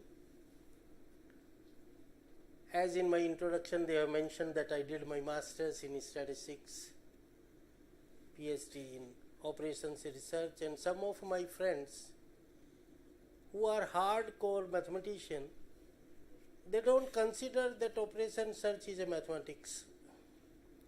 They say it's a management science or decision science, something like that, and they even don't call it as a science. But I don't know, Beniwalji and his team will agree. Can we survive without OR or statistics nowadays? I don't think so. क्योंकि वो जमाने गए। अब तो हम बात करते हैं artificial intelligence, machine learning, data science. Can all these survive without statistics? No. दूसरे, अर्लियर आर्यभट्ट का जमाना, जब जीरो की खोज हुई, डेसिमल की खोज हुई, बिना उसके मैथमेटिक्स चल नहीं सकता। ये सब चीजें चाहिए होती थी हमको, लेकिन जिसकी याद में ये राजस्थान गणित परिषद 87 में एग्जिस्टेंस में आया, मैं उनका एक छोटा सा वाक्य आपको बताता हूँ। एक बार उनसे किसी ने पूछा, रामानुजन जी आप ये मैथमेटिक्स के नए नए आइडिया लाते कहाँ से? और मेरे सूडो साइंटिस्ट, सूडो मैथमेटिशियन जो अपने आप को बहुत बड़ा मैथमेटिशियन या साइंटिस्ट मानते हैं, वो कहते हैं भगवान एग्जिस्ट नहीं करता। मैं उसका एक छोटा उदाहरण देता हूँ। तो उनसे पूछा, रामानुजन जी आप आइडिया लाते कहाँ हैं? तो रामानुजन देवी के बहुत बड़े भक्त थे। उन्होंने कहा, आइडिया मैं लाता नहीं हूँ, ये उस देवी की कृपा से है जो मुझे आते हैं। मतलब such a giant mathematician, he is believing in goddess and he is telling I get all the ideas from that। और हम छोटे छोटे मैथमेटिक्स, जिसको मैथमेटिक्स आता नहीं है, हम कहते भगवान एग्जिस्ट नहीं करता। This is one. एक मंत्र हम सब लोग पढ़ते हैं, एक भजन, कहिए मंत्र कहिए, हरे रामा हरे कृष्णा पढ़ते हैं ना, हरे रामा राम राम हरे हरे, हरे कृष्णा। अब इसका जिस देखिए आप, ये हमको क्या एक बहुत बढ़िया सूत्र हमको देता है मैथमेटिक्स का, और ये बताता है कि दुनिया में ईश्वर सिर्फ एक है, एक। इसके जरिए भगवान कृष्ण 16 कलाओं से परिपूर्ण थे। 16 नंबर है भगवान कृष्ण का, 16 से ज़्यादा कलाएं दुनिया में होती नहीं। और भगवान राम, जिसको हम मर्यादा पुरुषोत्तम कहते हैं, 12 कलाओं से थे। 16 कला परिपूर्ण नहीं थे वो। सिर्फ यदि कोई हुआ तो वो सिर्फ भगवान कृष्ण 16 कलाओं परिपूर्ण, भगवान राम 12। 16 + 12 28, 2 + 8 10, 1 + 0 1। ईश्वर एक है। अल्टीमेटली हम ये जितने भी हमारी, और आजकल तो एनईपी के अंडर हम सब लोग जो पढ़ रहे हैं, इंडियन नॉलेज सिस्टम, IKS, ये सब आपको बेसिकली जाकर के वहीं बताएगा। सो ये सब लंबी कहानियां हैं, तो कुछ इस पे बोल लेते हैं। इम्पैक्ट ऑफ फैमिली प्लानिंग पे मैं, क्योंकि ये एक बहुत ज्वलंत, जिसको कहना चाहिए बर्निंग प्रॉब्लम है आजकल। नेक्स्ट दे दीजिए भाई। ये देखिए, what we have done, we have tried to find the impact of family planning programme on society, which is run by state and central government. How much time I can take? So accordingly I will move, Jitendra ji. 15 to 20 minutes. Okay. Done. So our study is totally focused on sterilization and some factors which may be helpful to bring down the total fertility rate. क्योंकि आपको पता है कि हिंदुस्तान दुनिया में number 1 की population, हमने China को पीछे छोड़ दिया। सो एक हमारे लिए एक बहुत ज्वलंत प्रॉब्लम है। सो कैसे इसको करें? And for this purpose we tried some statistics techniques, central tendency and chi-square test of independence. Next way. So ये small introduction. Our population is serious global concern and particularly in developing countries like India. ये आप देख लीजिए कि whatever benefits or whatever development have been done in Asia, India, world, they all have been swollen by large population. Totally मतलब आप कितनी भी agriculture कर लीजिए, इंडस्ट्री लगा लीजिए, स्टार्टअप लगा लीजिए, आप किसी की बात कर लीजिए, लेकिन आप देखेंगे कि ultimately at the end of the year large number of engineers, post graduate, BEd students, they are jobless. है ही नहीं, पॉपुलेशन इतनी है, number of pass out graduates are more than the number of requirement. मुझे याद है कि मेरे ज़माने में 6 डिप्लोमा होल्डर पे एक बैचलर ऑफ इंजीनियरिंग का स्टूडेंट होता था, 6 to 1. Now it is reverse. और रिवर्स नहीं है, 10 इंजीनियर्स पे एक डिप्लोमा होल्डर है. This is the situation. So we are producing without any planning. So कहाँ पे जॉब है? So that is the problem and how we can do it. Next भाई. So for this purpose, central government and state government started some national family programming, and there are various methods of family programming, but we have considered a permanent method, that is sterilization. We have taken into consideration. Next way.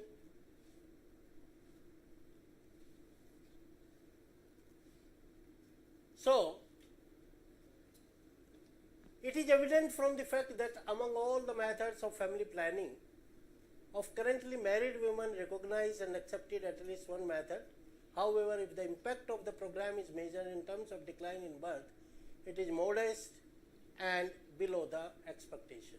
India's current total fertility rate is 2.5%, which is still very high. अभी हम कहते हैं ना कि भाई बच्चों की संख्या कम है, but still on an average इतना है. सो all of the married women knows the various method of sterilization, but 95% of the women, they take into consideration the permanent sterilization. Next. The study have been done in 2 different parts of India. One is this Bagpat, Badot is a place, and another is Bhagwanpur Kheda in Uttarakhand. Now the question arises, why these 2 places? उसका एक purpose है. मेरा एक student PhD में होता था bits Pilani में. He was doing PhD. And he was from Baraut. अब उसका थीसिस सबमिट हो गया. अब वो क्या करे? He went to his village.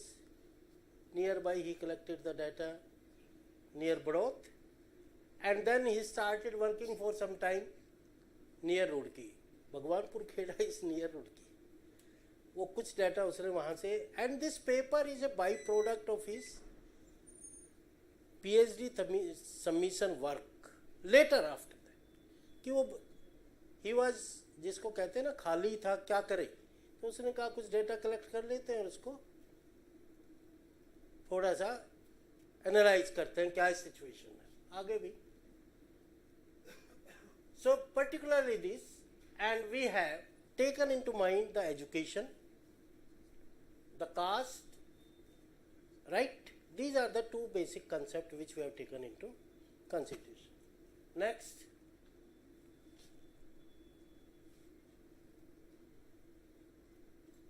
As I told in the beginning, for the analysis, the techniques of measure of central tendency have been used, particularly the median age of sterilization and average number of children ever born per couple.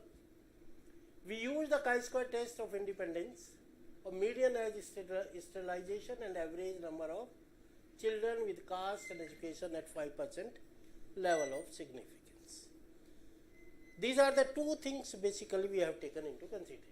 Next. About 96% of sterilized women are Hindu. As all of us are knowing that other religion people doesn't believe much in this family planning methods. So 96% women are Hindu and includes about 25 castes.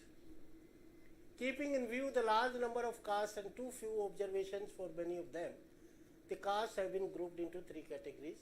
The groups are as follows. Please, my humble request to all of you, none of you should be offended. It is not our purpose to putting any caste in a particular group. So it is by chance for the analysis.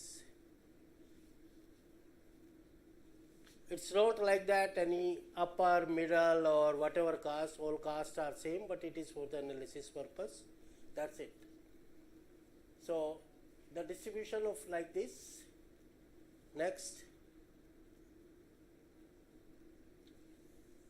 This is the major study. I just tell you that distribution of average number of children and median age at sterilization according to caste. The sterilization age, median age of all the 3 groups is same, 30 years. We have not taken any demarcation. Previous one. Now you see, the average number of children in upper caste, 3.33. Middle has increased 3.3 to 3.6 and the lower class is 4.23 against on an average 3.8. The histogram, next one. It shows like that. But what does it show? That the number of children, though the median age of sterilization is same 30 years in all the castes, whether they are upper caste or whatever the caste, but the average number from upper to lower class, so-called, has increased from 3.33 to 4 point something. And the average number of children per couple is 3.8. What we can conclude based on that? अभी भी यदि आपको याद हो हमारे families में जिसको कहते हैं ना पुअर फैमिलीज, और उसको मैं नहीं कहना चाहता लोअर अपर और whatever it is, still we have a myth, more number of children more income. और उसके चक्कर में होता क्या है कि number of childrens get increasing. So उसका यही वो है कि जब तक वो धारणा हमारे मन से नहीं जाएगी कि ज़्यादा बच्चे ज़्यादा इनकम होगी, तब तक ये काम रहेगा. सो एक मिथ को हमें निकालना पड़ेगा somewhere and then only we can control using all this methodology. Next, छोड़ दीजिए इसको, बता दिए ना. दूसरा जो एनालिसिस है it is based on education, और एजुकेशन को हमने 4 category. One is illiterate. Illiterate का मतलब है नीदर रीड और नॉर राइट, बिल्कुल जिसको कहते हैं कि अंगूठा छाप, मतलब कुछ ना वो पढ़ सकते हैं ना वो सिर्फ नोट तो गिन सकते हैं लेकिन पढ़ लिख नहीं सकते. They are illiterate. दूसरा है primary, 5th standard, secondary, 10th and 10वीं से ऊपर हमने 12वीं है, ग्रेजुएशन है, मैनेजमेंट का स्टूडेंट है, डॉक्टरेट है, whatever, we have put in the single basket. So 4 categories देखते हैं भी. नेक्स्ट वन, अब ये देखिए मीडियन एज में जो इलिटरेट है स्टरलाइजेशन उन्होंने कराया फिर से 31 साल की उम्र में, and average number of children पर कपल एट स्टरलाइजेशन इज 4.18. जो प्राइमरी वाले हैं वो इससे कम में, कुछ थोड़ा सा समझे, 30 में नंबर ऑफ चिल्ड्रन 3.86. सेकेंडरी वाले भी 30, 3.57. एंड जो सीनियर सेकेंडरी एंड अबो है they have done sterilization in the age of 27, but the number per couple has decreased from 4.18 to 2.60. देखिए, when the education of children or particularly the education of women increases, then their marriage will be late in comparison to the women who is less educated. और उसमें क्या होगा, child bearing जो time है, spend that will be less, and the women will be career oriented, so the number of children will be less. So based on that, I am not going in detail now. What is required? The most important thing is women should be well educated if we want to bring down the fertility rate and we want to bring down the population, so that all of us can be prosperous and the children will be prosperous. That's it. This was my analysis. I don't want to go in detail, Jitendra ji. Thank you very much. If for further, still some more slides are there, but I am stopping here because of the time. And some references are there. This paper have already been published, to be very honest. The work is still going on this paper. एक part इसका publish हो चुका है already, International Journal of some from US. And if you are interested, we are working on that. और आजकल हम जो है वो थोड़ा demography पे काम कर रहे हैं उसके.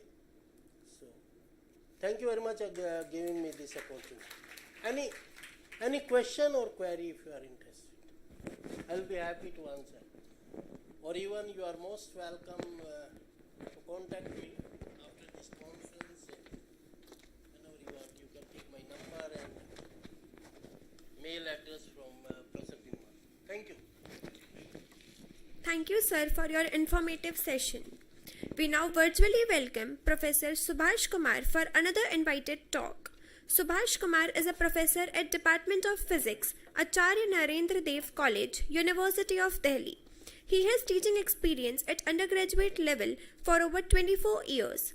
He obtained his master's degree in physics and his PhD from the Department of Physics and Astrophysics, University of Delhi, in the area of astrophysical plasmas.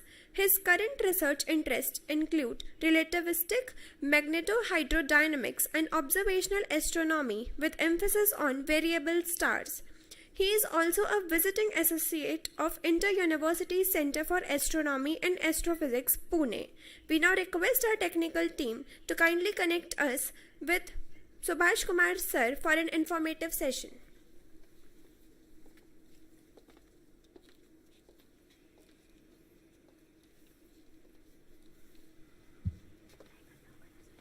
Professor Subhash sir. Hello. Can you hear me?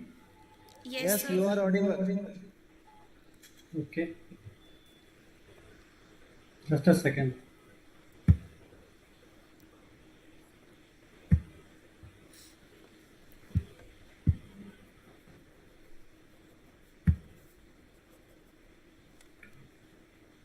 Is the slide visible? Yes, sir.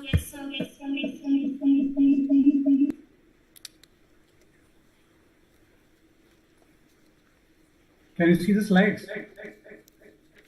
Yes, sir. Yes, sir. Okay, fine. So, a very good afternoon to all of you. Myself, Subhash Kumar. I am a professor at Delhi University, Acharya Narendra Dev College. I take this opportunity to thank the organizers of this event and especially the president of the Modi University, Professor Ashutosh Bhardwaj, who invited me for this talk.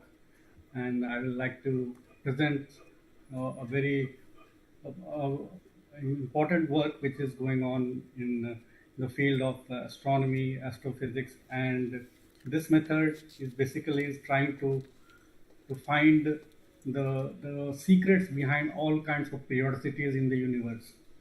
But this method of which we will discuss now today regarding the Fourier decomposition of light curve will be applicable to many other branches of science and mathematics. Wherever there is a periodic phenomena, these methods can be applied to decipher the hidden secrets behind those kinds of periodicities. So can I begin now? Okay. So we talk about today the analysis of a time series data. So whenever we have a data in which on one side you have variation of some particular characteristics, it can be, say, in our case in astronomy we have the brightness of stars, and in that case we call that as a function of time. So in that case we call that time series data as a light curve. So a light curve is a series of measurements of brightness um, over time, which can, and here we will have periodicities ranging from few days to few hours to even years. So this method we try to decipher the the nature of those periodicities. Okay. So you see the graph here. Here on the y-axis we have what is known as the apparent magnitude. The brightness of stars are generally measured in terms of what is known as apparent magnitude. So it is a logarithmic scale in the sense because our eyes are they function in a logarithmic manner. The the sense of perception of brightness is logarithmic. So the higher the value of the magnitude, it means the lower the visibility. So you see here the scale is reversed. The highest magnitude is here it's shown as 2, and the lower values are higher values like 10, 12, and 16. And on the x-axis, obviously the time scale, which in astronomy we use the Julian dates. Now, in case of astronomy, the variation in brightness of variable stars, the stars which change their brightness over time are generally clubbed as variable stars. Now, this variation can be of two kinds: the intrinsic variability and the extrinsic variability. So, yeah, in this picture tries to talk about all kinds of variability. The intrinsic cases are we will talk about today is the variation in brightness due to the internal physical phenomena happening inside the stars. It can be due to the pulsation. Pulsation means that the radius of the star is changing due to some physical phenomena, which we will discuss now. Is due to an unbalance between the forces which is putting that star in to equilibrium. For example, it is held by gravity and the outward thermal pressure. So if these two forces are unbalanced, there is a cause of pulsation. Then there are other causes like catalytic variation, and the others are due to eruptions happening inside the stars. And the other is eclipsing binaries, in which the star is showing a variation in brightness due to another star eclipsing it from time to time. So that is the cause of variation in those stars. And the extrinsic characters, the extrinsic regions are that means the regions which are beyond the star. For example, the asteroids. The asteroids do not have their light of their own. But when we take the light curve from an asteroid, it will show variation in their brightness. And that is because it is the amount of light it is reflecting. And since the asteroid is moving or spinning, different surface area will be exposed to the reflected light. So we will have a variation in those and in the light curves of the asteroids also. So this can be looked at in detail later. So let's move on to the method we use to analyze the stars, the light curve of a star. Here we first of all talk about the contribution of the Henrietta Swan Leavitt. She was one of the most important astronomer in the early 20th century. We know astronomy till around 1920s. It was thought that the whole Milky Way is the only universe we have. The whole universe is just the Milky Way, because nothing was known beyond the Milky Way. And the work of Leavitt, who was an astronomer at the Harvard University, showed that a method through which we can calculate distances from far away from the Milky Way, from where we cannot calculate the parallax and other traditional methods of finding distances. So this law, um, uh, which is known as the Leavitt's law, is relationship between the period of variation of brightness. In this case, the Cepheid variables. We'll just talk about the different kinds of variable stars. One of them is the Cepheid variable, which was the one of the initial um, variable star identified by astronomers. So Leavitt showed that the periodicity of the variation is directly proportional to, in this manner, to the relationship between the periodicity and the luminosity of variation. And this law led to a possible way of finding distances of much beyond the Milky Way. So the work of Hewitt along with Hubble's later on showed that the universe is much beyond the Milky Way. And Milky Way is just a speck in the whole universe. And so the whole of astronomy and astrophysics in the last 100 years is just about discovering those large distances and the objects which are in those in the universe.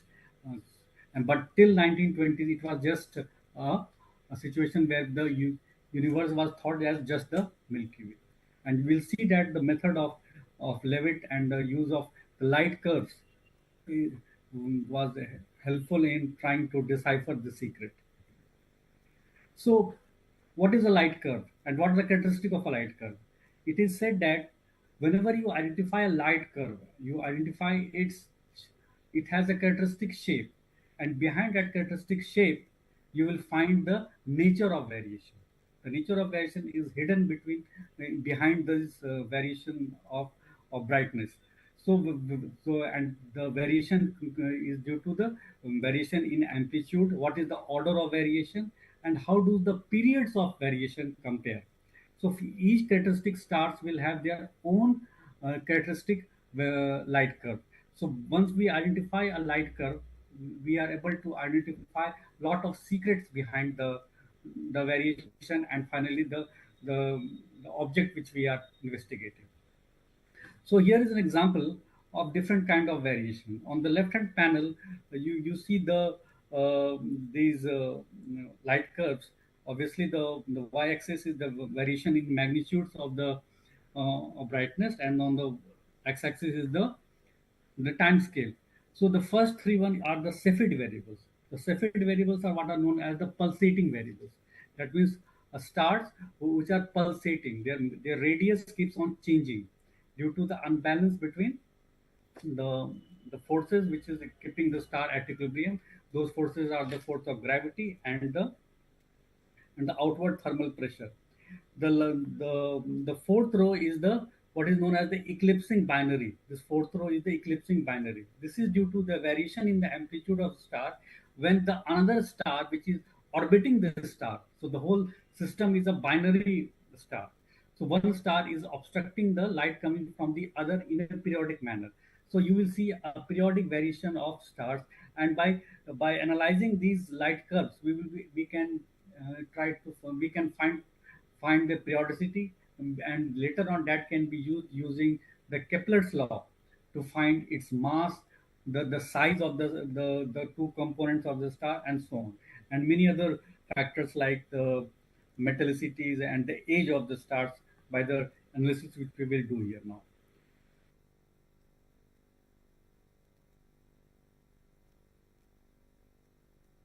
One is what is known as the stars. Their variations is a little quasi-periodic. That means the variation is not exactly predictable. It can be periodic for some time, then it loses periodicity, then again it regains the periodicity.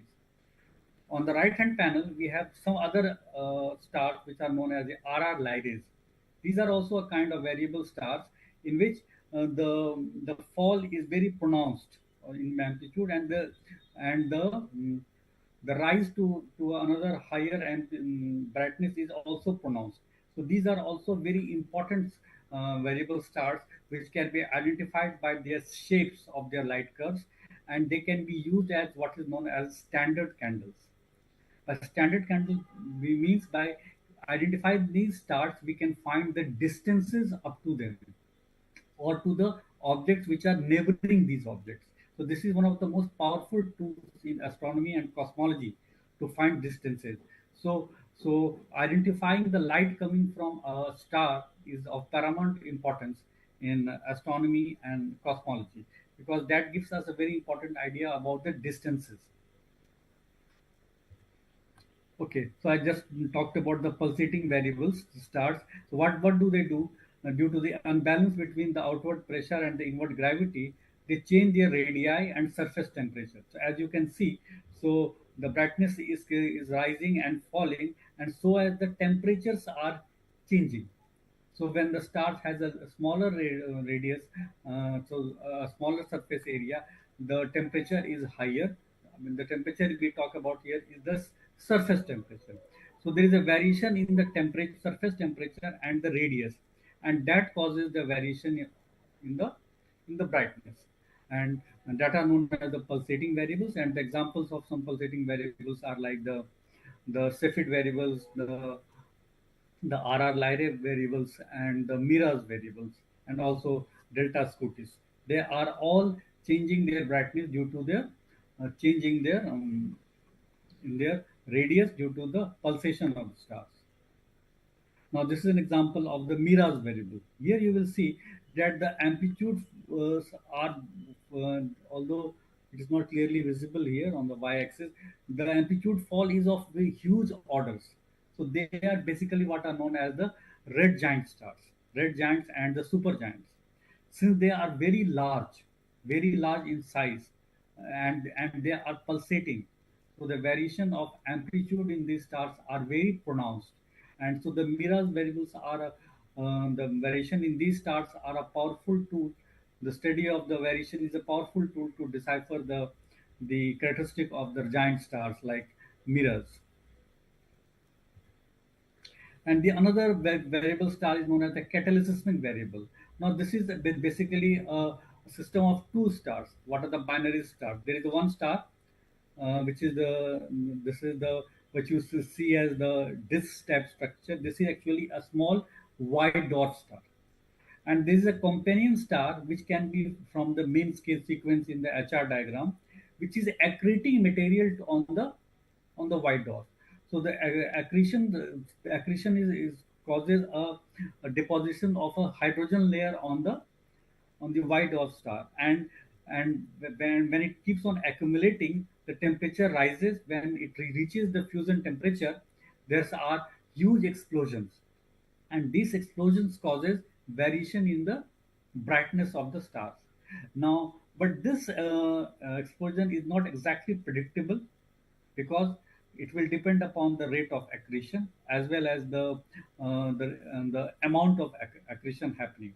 Sometimes a huge blob of material can be thrown by the companion star, and sometimes a small amount. So you can see in the light curve, you have an explosion happening here, then you see a peak, and then it comes down.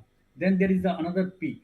So this study of these variation can give us a very good idea of the rate of accretion and the amount of accretion happening in these catalysmic variable stars. Okay, so the method which we will discuss just now will be used to analyze these stars also, catalysmic variables. Now another is the asteroid variables, which we have talked about just now. Now asteroid doesn't have a star light of their own, but it keeps on reflecting the light from the other stars. But the asteroids are objects which are irregular in shapes, as you can see in this diagram.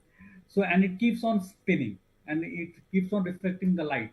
So when the light is reflected from a larger surface area, you get a peak, and when you get a trough when the light is reflected from that surface area which is smaller.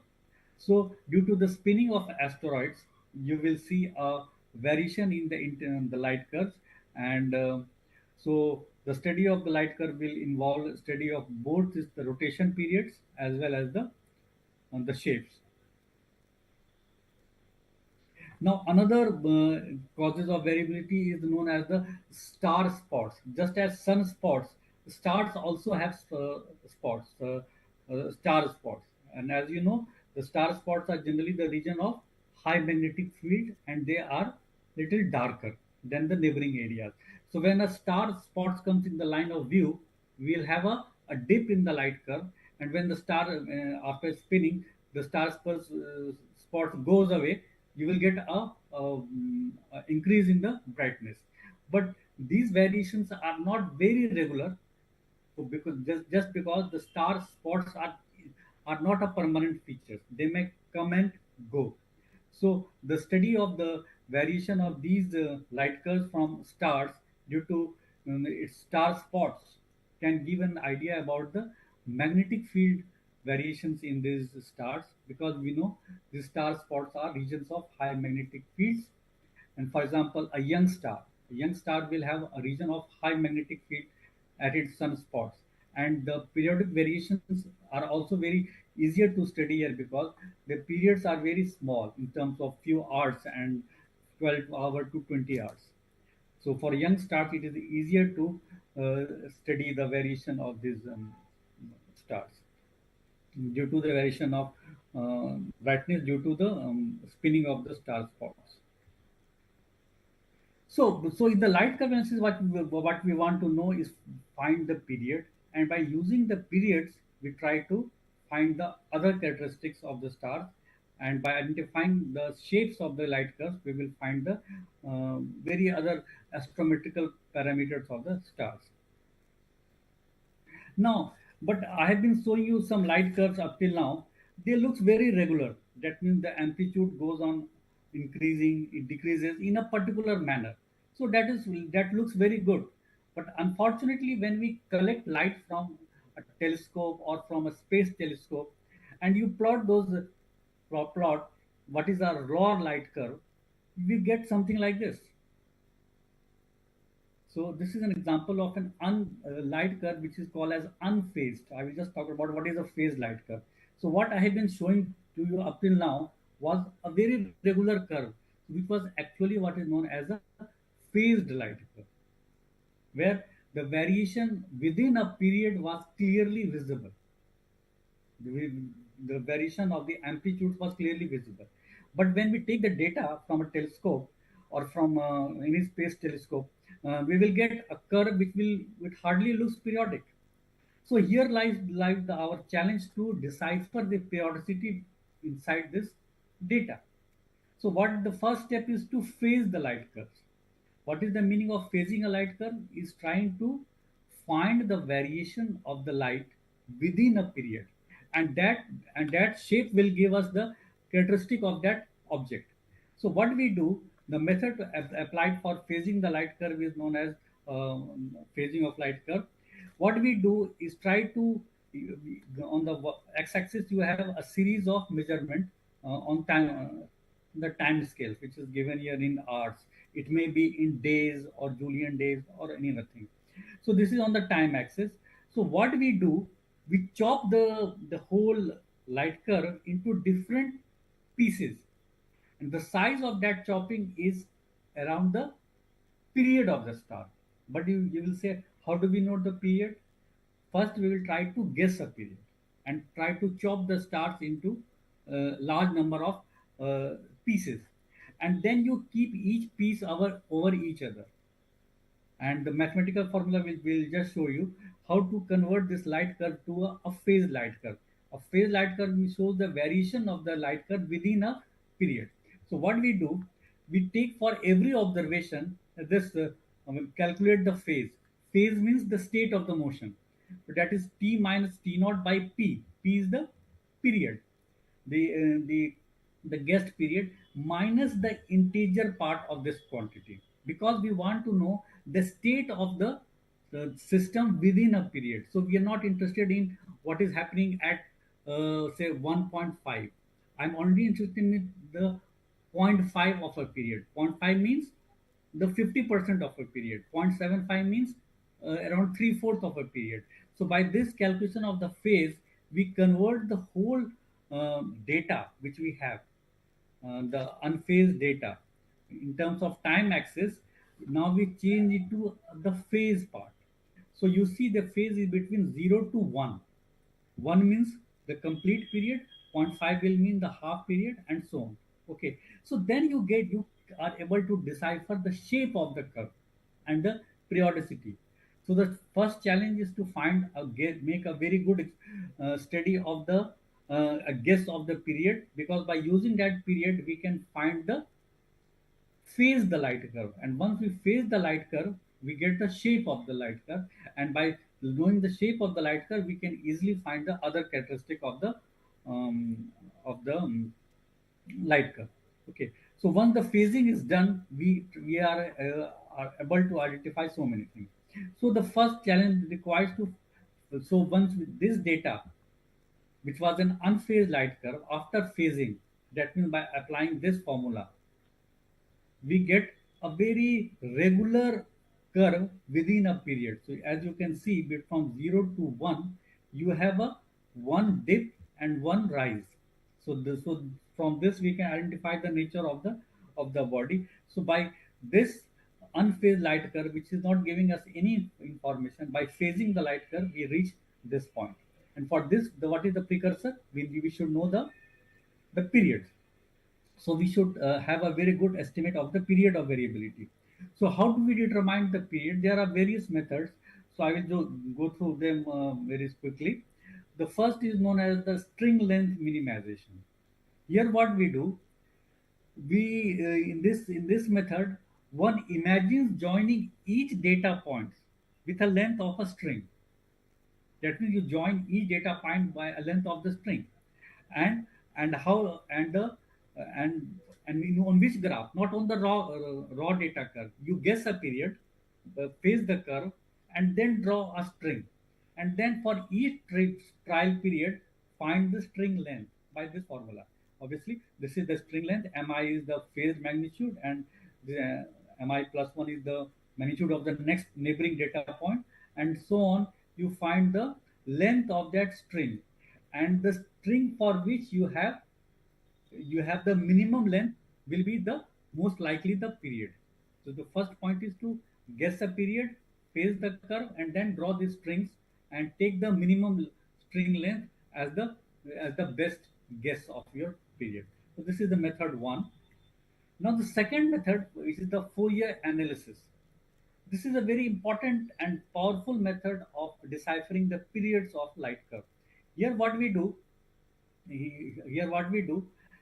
as we know that a Fourier series is an infinite sum of sines and cosines. What does that mean? Sine and cosine function. That means it is a periodic function is nothing but a superposition of large number of simple harmonic motions, because every harmonic will have a mathematical expressions of sine and cosine. So what we do here, we try to construct in this method trial set of sine waves are fitted to data. That means for the given data, we try to fit large number of sine curves. And if you can fit two sine curves, you get order 2. If you put 3, you get 3. So for each of this fitting, you try to generate the actual curve which you have. That means I fit the light curve is fitted by a series of sine curves. And each trial of sine wave will represent one true period. Now for these sine waves, the period is known, and these are its harmonics. So, and by adding them, I get the actual curve. So by this Fourier analysis, we are able to guess the period. But which of the set you will take? For that, you will have to employ the RMS technique.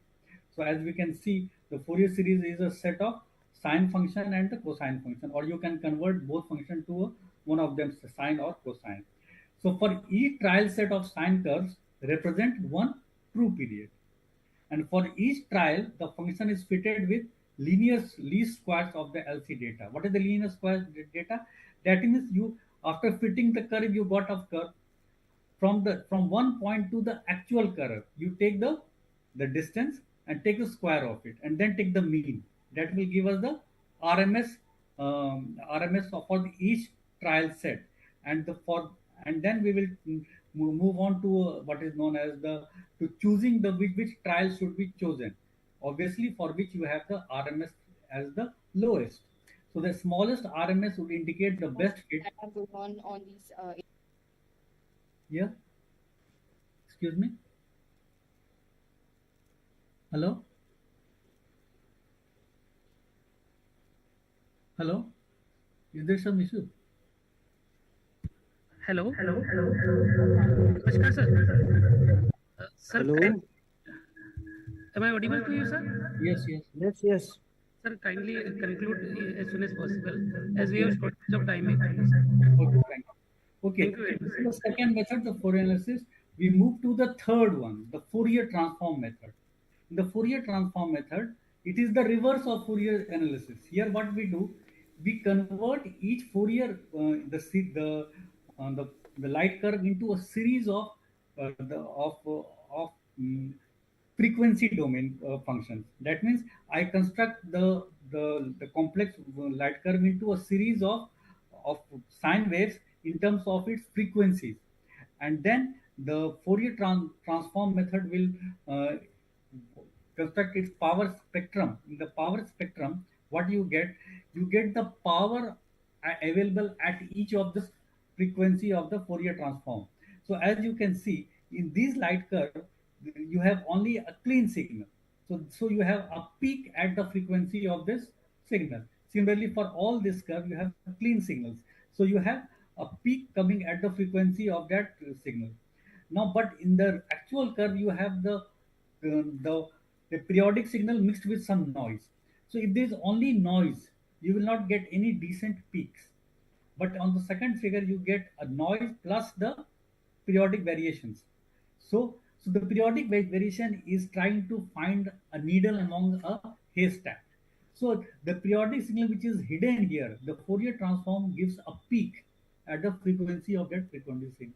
So this is a very powerful method, the Fourier transform method, to identify the period of this of the complex light curve. And similarly, it happens here also. And once we find the period, and for this doing this these days of the days of computers, we have what is known as the very important algorithm known as the long Scargill periodogram, which does this system automatically. So what is this long Scargill periodogram? Is try to find the Fourier transform of a signal which is not evenly spaced. That means you have some data now, some data after a different amount of time. So data are not regularly spaced. So this long Scargill periodogram is a computer-based method of finding Fourier power spectrum from which we can identify the periods. So the whole process sample is like this. You have an unphased light curve, then you apply the periodogram method, the Lom's-Scargill method to identify the period, and by using that period, you can finally get your final phased light curve, which have now a regular shape, and from this we can try to fit a curve which is known as the we fit another curve which will be again done through a Fourier decomposition technique.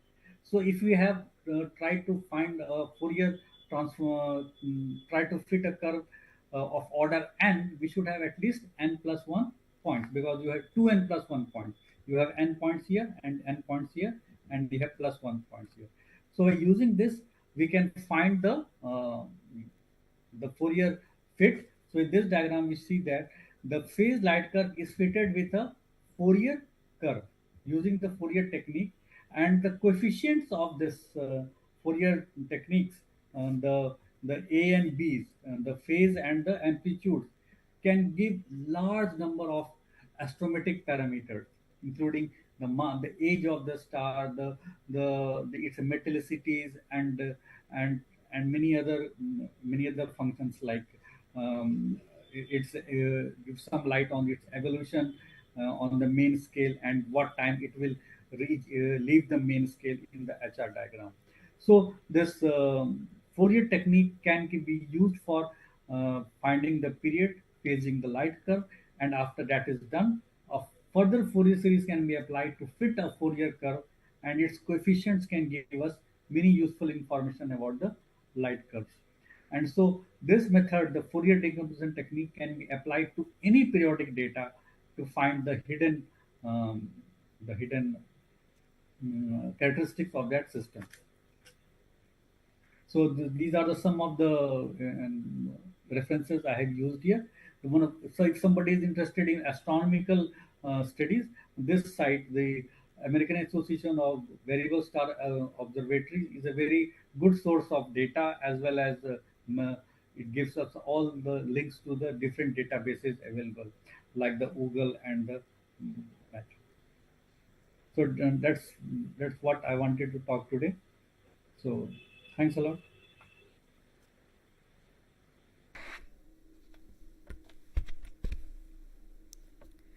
Thank you, sir. Your presentation was quite informative. It would surely be helpful to all scholars in future. Continuing our academic voyage, we are pleased to invite Dr. Jitendra Singh to deliver his address. Dr. Jitendra Singh is working as an associate professor in the Department of Mathematics, Institute of Science, Banaras Hindu University, Varanasi. He has over 12 years of teaching experience in academia. He did his PhD from IIT BHU, Varanasi in the year 2012. Dr. Singh has published 40 research articles in reputed Q1 and Q2 quartile journals with publishers of Elsevier, Springer and Taylor and Francis. Dr. Singh has published research articles in peer-reviewed SCI and SCIE indexing journals and has presented research articles at national and international conferences. He has been awarded Best Researcher Award from Institute of Science, BHU, in year 2022.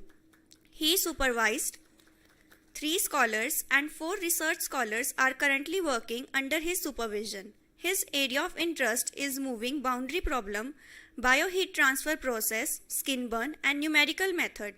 We now request you, sir, to please come up on the stage for an informative session.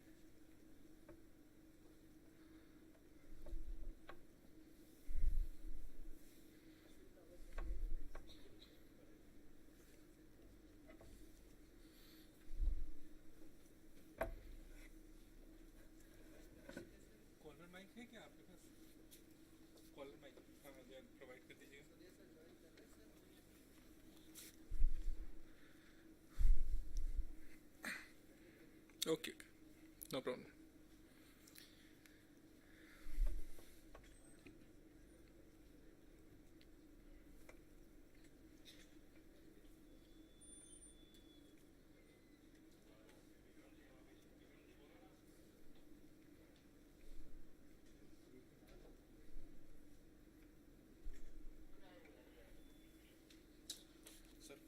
Good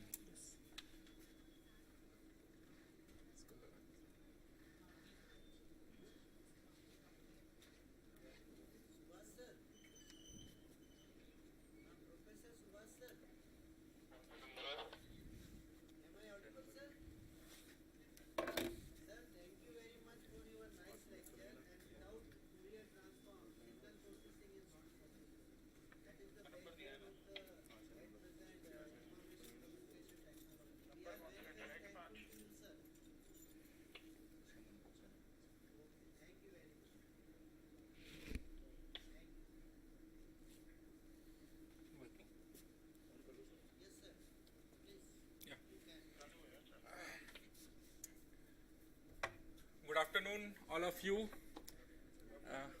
Yes, now it is my turn. First of all, I congratulate Modi University of Science and Technology and especially the center, SLAS, who organizing this conference, international conference with the collaboration of Gadit Parishad, Rajasthan Gadit Parishad. So this is a nice combination with university and Rajasthan Gadit Parishad. And yes, I am not the new one. I starting my career at the Modi University in the year of 2012. Me and Professor Binwal sir both are joining in this university in the same time, and that my fortunate that I will be here to give the talk in my beginning university. Now, that time I am assistant professor and sir is associate, and now the sir is dean, and now I am associate, and so I can say that I am following you. So it's nice, and yes, I will give the special thanks to our PNB Bank Committee who are sitting in the left and very precisely listen all the lecture, and because I have an account in PNB in 2012 at that time, and that account is freeze. And yesterday I meet Mr. Saini, and unfortunately in the cabin of Professor Binwal sir, and I put my problem in front of him, and he said, okay, no problem, immediately I will defreeze you and transfer the account in your university, BHU. So I will thanks Mr. Saini and his team for giving a valuable feedback for me and give the support. Okay, now I'll come to my topic. Next. Yes. मेरा topic जो है एकदम है तो ये mathematics, लेकिन ये applicable है पूरा ह्यूमन ऑर्गन्स पर, दैट इज़ ए स्किन. जैसे कि कभी कभी बहुत फ्रिक्वेंटली ऐसा होता है कि हम लोग घर में कुछ काम कर रहे होते हैं तो हम लोग जल जाते हैं, बर्न हो जाता है हम लोगों को, ठीक है. तो यहाँ पर मैं उसको मैथमेटिकल मॉडलिंग से आपको समझाना चाहता हूँ कि हमारी बर्निंग क्या है, कितनी होती है, first degree, second degree, third degree, and what is the precaution we will take so that we can reduce it. Okay, so it is totally application of the mathematics in the real life problem, and surely you will enjoy of my talk. Yes, next. Yeah, this is the outline, summary, introduction, physical description of the model, numerical solution, and comparison with the exact analytical result discussion, conclusion, and the references. Next. Yeah, this is the short summary. What is the burn injuries? Burn injuries is a common phenomenon in our daily life. Heat transmission in living tissue is critical due to the numerous physiological activity, just like metabolism of the body and blood perfusion inside the skin or the blood vessel. And so we have considered all these phenomena in our mathematical model. This is a one-dimensional heat transfer model is used to study the burning under the most realistic approach. What is the meaning of most realistic approach? Actually, this approach is just like that. We will burn by the direct contact of heat, like hot surface. So this will be considered as a discrete type of boundary condition. The second case is suppose that you will burn by the fire flame. Somewhere you can touch it or you can contact it with the flame.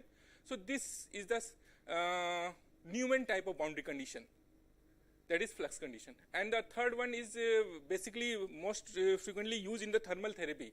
When you are internally injured by some cause and the doctor prescribed you, okay, you will take the hot therapy or cold somewhere according to the situation.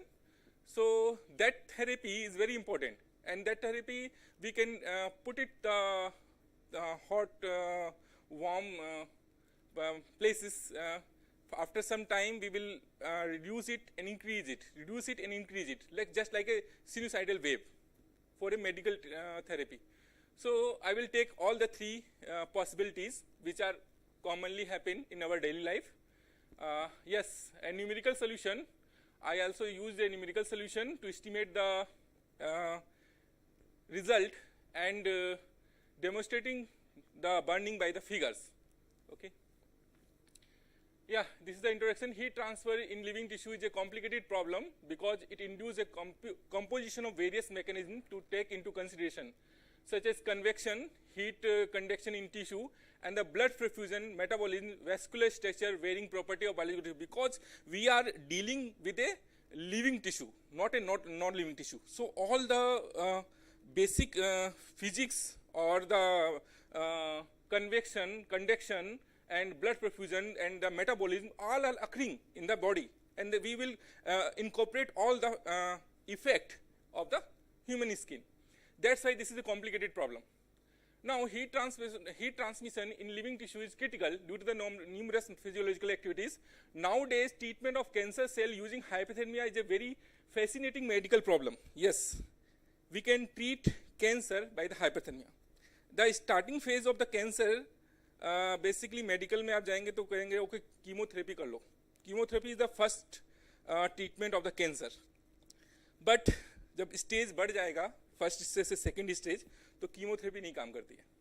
Chemotherapy जो है वो close हो जाती है. उस समय क्या करते हैं डॉक्टर्स कि जिस पार्ट में कैंसर होता है उस पार्ट को हीट से बर्न कर देते हैं और उस टिश्यू सेल को डेड कर देते हैं, कंप्लीटली डेड. उसके बाद उसकी एक्टिविटी खत्म हो जाती है. And that is the only possibility to treat the cancer, and that is the hypothermia treatment. In the hypothermia treatment, basically we increase the temperature of a tissue beyond 42 degrees Celsius. That is a range, not a fixed temperature. Somewhere it is 44, somewhere it is 46, according to the organs of the body. So if the tissue reaches this hypothermia temperature or the beyond this temperature, the tissue will dead and never be regenerate, never be repair, means it is dead. So that temperature is called the hyperthermia temperature, and that is a very crucial temperature. Okay. Obviously this is a range. So many researchers have described mathematical model for heat transfer inside the living tissue, and the first one who will discuss this medical problem in a mathematical way is in 1948. The mathematician name is H.H. Spence analyzed the temperature of tissue and blood perfusion in the human arm and published a mathematical model for heat transmission in biological tissue. The Payne's model is based on the supposition that thermal equilibrium between the blood and the surrounding tissue firstly take place in the capillary, and the resulting Payne's model is still broadly used today and is usually assigned as a bioheat equation. Yeah, that equation is next bioheat equation, and there is some author who will work on the same topic and different perspective. Next, actually we will come to the actual problem. So this is all the introduction. You can, because this my talk is published in a research paper in the Journal of Thermal Biology, Elsevier, so you can take it. Yes, I will discuss in the problem. Next, yeah, this is motivated from the above fact. We describe the modified Payne's bioheat transfer model. What is the modification? My modification in this model, I will explain it. First, in the previous time, many of the mathematicians use this metabolic term, the thermal conductivity are constant. But in this model, I use this parameter not a constant. Basically, this depends on the local tissue temperature. It varying They are varying with the local tissue temperature. So they are not constant.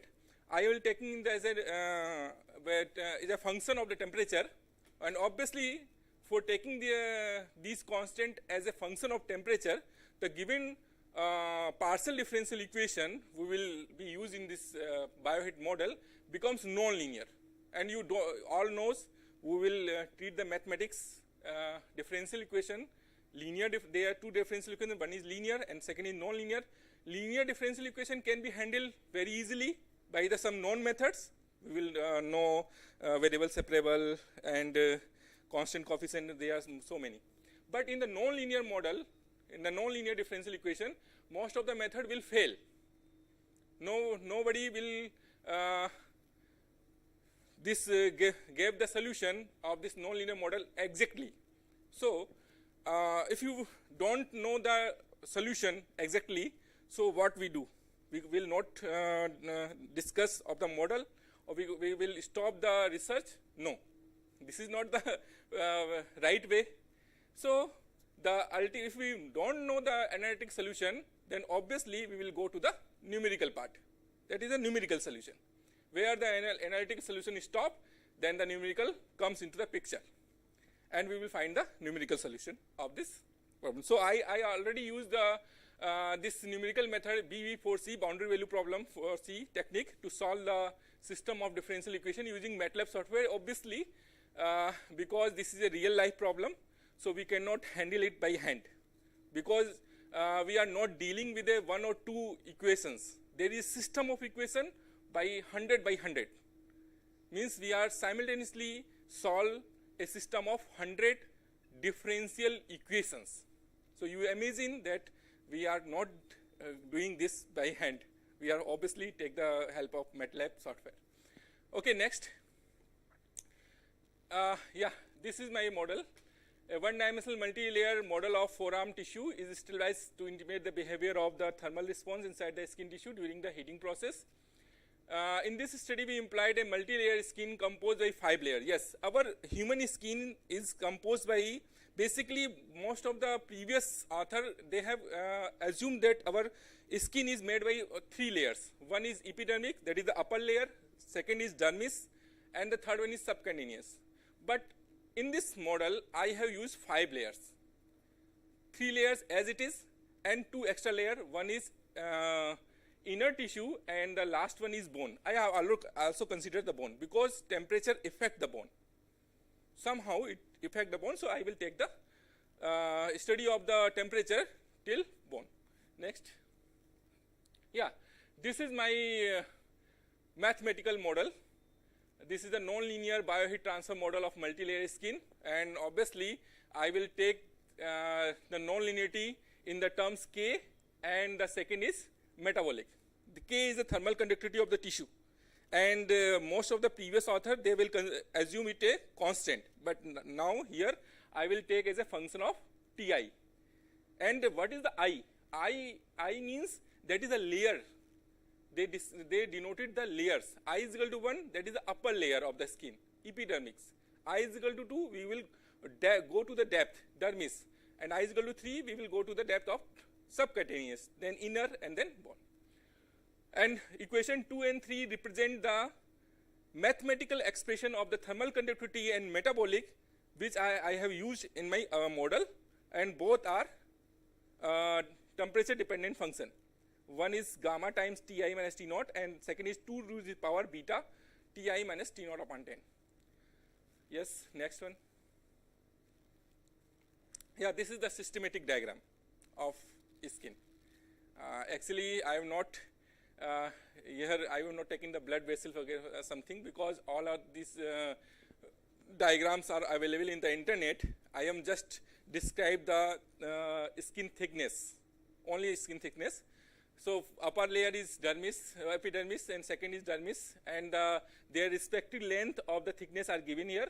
The epidermic layer is 0 to 0.1 mm, and after it 0.1 to 3 mm is dermis, and from 3 mm to 7 mm it is subcutaneous, and the 7 mm to 37 mm is a inner tissue, that is a muscles and some other part, and the last one is bone. Next. Yes, this is the, after simplifying my equation, we will get this, and where the rho I is the density, tissue density, Cpi is the specific heat, Ki is the bulk thermal conductivity, Ti is the tissue temperature, T is the time, and gamma is the coefficient. The rho Bi, Cbi, and Tb is called the specific heat, specific density, specific heat, and temperature of the blood, because blood have a play the crucial role for the skin burn. Why? Because the blood is circulating in the body, and it will work for the maintenance of the temperature of the human body, because the temperature of the human body is 37 degrees Celsius, and the blood is regulating it in the whole body. So that's why the blood circulation plays a very important role for the burning of this tissue. Okay, next. Yeah, this is our realistic boundary condition. One is hot surface. I will take this hot surface is 44 degrees Celsius.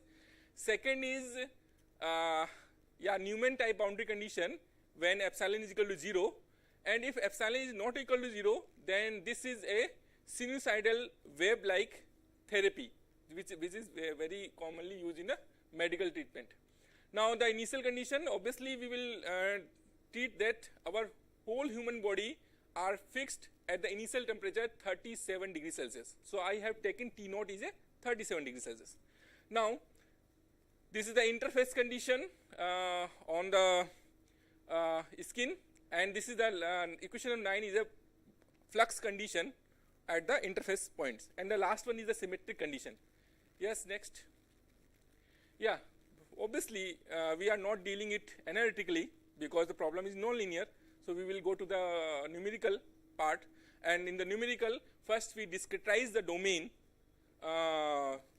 upper layer to bone in a finite discrete points, and we will take the different step size and different node points. Why we are taking the different points?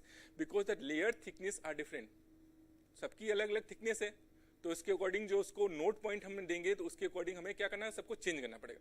ज़्यादा thickness है हमें ज़्यादा note point चाहिए, कम thickness है तो कम note point में भी अच्छा रिजल्ट आ जाएगा, because our result depends on the node points. That's why different layers have a different thickness, so we have different node points. So in the epidermic layer I have taken n is equal to E, and in this study I will take E is equal to 10. Okay, for epidermic n is equal to D, I think this is 30, and dermis n is equal to S 40, and n is equal to Q1 I will take 50, and n is equal to Q2 I am taking the 40 for bones. And this is the scheme. Yeah, that is very important, because you have to write a code in MATLAB, and if you don't know this scheme, so you cannot write the code in MATLAB. That's a very important thing. I will connect each node by the previous nodes. You can see that. This is a very beautiful thing. R1J 0, J 0 plus JH1, where J is equal to 1 to E. E is the last point of the epidermis layer, and after starting the second layer, I will start with the end point of epidermic layer, R1E plus J minus E to H2, where J is equal to E plus 1. That is R1E plus H2. It means the next node point of the dermis layer. And obviously, in the epidermis, this is H1, different thickness, and dermis is H2, different thickness, and like this. Okay, next. Next. Yes, after discretization, the equation 4 can be written in this form, and the initial condition are given in 12 and 13, and the boundary condition given by 13. Yeah, next. Yeah, this is the 4-point formula for discretizing the boundary condition, because in the Newman type boundary condition, we are given the condition at the in the form of derivative, not a constant point. So if you have the condition at the derivative and you find their corresponding temperature at the node point, you must use this formula. Otherwise, you cannot find Ti0 and Ti the last point, because there is a derivative and you have to find the point at the node point. So we will convert it by using this 4-point formula described very well in the reference number 41 and 42. Everyone can use it. Next. Yeah, after interface condition, Now I convert our PDE into a difference equation. This is not a PDE, this is a difference equation. Okay, in the terms of I and J. J is the node point and I represent for the layer 1, 2, 3, 4, 5 and J for the node points. Next, due to this interface, both temperature and heat flux are continuously transformed from the epidermis to dermis layer, dermis to subcutaneous layer, subcutaneous to inner tissue, and inner tissue to bone. The first and second term on the right side are written in unequally spaced interval. The remaining term of the right side of equation 19 are written as the weighted average of the blood perfusion and metabolic heat terms, and the left side term is taken as the energy storage term. These are the points we are written here are called interface node point. There is an interface between dermis and the next subcutaneous and the subcutaneous to inner tissue. Next, yes, now we will come to that part, because a numerical solution somehow may converge or not converge, because I am not here, I will not discuss the analysis of this numerical scheme. Obviously it is well known, but I am not discussing here. So how you can say that your numerical solution approaching to the analytical one? So I have here mathematically proved these things. I will find the solution of this my PD, my bioheat equation in analytical form. But for finding the analytical solution, I will convert this problem non-linear to linear by using this thermal conductivity coefficient gamma is equal to 0 and the 2 raised to the power beta, and taking the beta is equal to 0. So both the metabolism and the thermal conductivity becomes to constant, and the model is converted to the linear one, and we will easily find the solution of this linear partial differential equation. So yes, with these conditions, next one, actually this is the solution of my partial. Obviously it is not easy now. Actually we will use the Laplace transformation, and after that we will use the inversion formula of Laplace transformation, and using the residual technique to find this inverse Laplace transformation. And that's easy but not so easy. Okay, so we will find this exact solution, and now we compare our numerical solution with this exact solution in a linear case. Next, yeah, this is the graph. Yeah, this is the accuracy and this is the graph. Our present study are very well matched with the exact solution at a different time. We will take the 40 minutes and take the 25 minutes, 10 minutes, and you can see that in all the time, for all time, our numerical solution is very well coincide with the exact analytical result. So we can say that, okay, our numerical scheme is well stable and converges to the analytical one. Yes, next one. Small r, that is a node 1, R1, R, I, J. I represent for layers and J for the node points, and R is the distance for the upper boundary. Yeah, surface. We are going to surface to the depth and going. Yes, we can convert it millimeter to meter. Don't worry, we can easily convert it. Yeah, can you use previous slide? Yes. That is 0.005 meter. So it is millimeter. I am taking the standard units. Or nothing. Okay. Yes, next one. Yeah, this is different space grid. For epidermic, there is small thickness, so I will take 10 points. After that, we can take 20, 30. Inner tissue have a more length, thickness, so I have taken 50, and for bone it is 40. So we present some numerical result to predict the impact of various key parameters, including blood perfusion, metabolic, external heat flux. In this article, we use these 3 types of heat source on the skin surface of the forearm for 30 minutes. The first type of heat source used in the forearm skin is taken to be constant, temperature 44. The second type of heat source is considered as a homogeneous heat flux when epsilon is equal to 0, and the third type of considered as a sinusoidal heat flux when epsilon is equal to 1. That fluctuate with time, and all heat source are taken on the skin surface. In this study, all analyses are performed along the depth of elbow section of the human forearm. This is the human forearm. The value of the effective parameter are explained in table 1 and 2. Next. In my study, because this is a real life problem, so I have taken the data from the some well-known references of very well biological journals. These are all 45, 30, 31 are very well-known biological journals, and I will take this data from these journals. So no problem. This very well established data, very well accurate data. So I will take it here. In the table 2, I will take the blood perfusion, metabolic, and the heat flux, watt per meter square, and different type of heat source. Now next one. This is the exact analytical result and the numerical BB4C result, and this is a relative error, and obviously you can see that our relative error is of the order of 10 to the power minus 6. It is very fantastic. Next one. This is temperature variation in the presence of constant surface temperature, that is 44 degrees Celsius. Next one. Here you can see in this figure. When we increase the metabolism, then we can see that the temperature of the tissue will increase for the different time 30 minutes. Next one. Figure 4 represents the impact of blood perfusion rate on the temperature distribution of the human forearm. Obviously, I already told you that the blood perfusion have a very crucial role in this burning. When we increase this blood perfusion rate, WVI, from this to 0.002 per second, then the tissue temperature will decrease, and this tissue temperature will decrease. It means the burning will decrease. Obviously, the burning will decrease. The temperature of the tissue decrease, then burning is decrease. You can see in the graph. Next one. You can see this in the graph. That is a increasing in the rate of blood perfusion.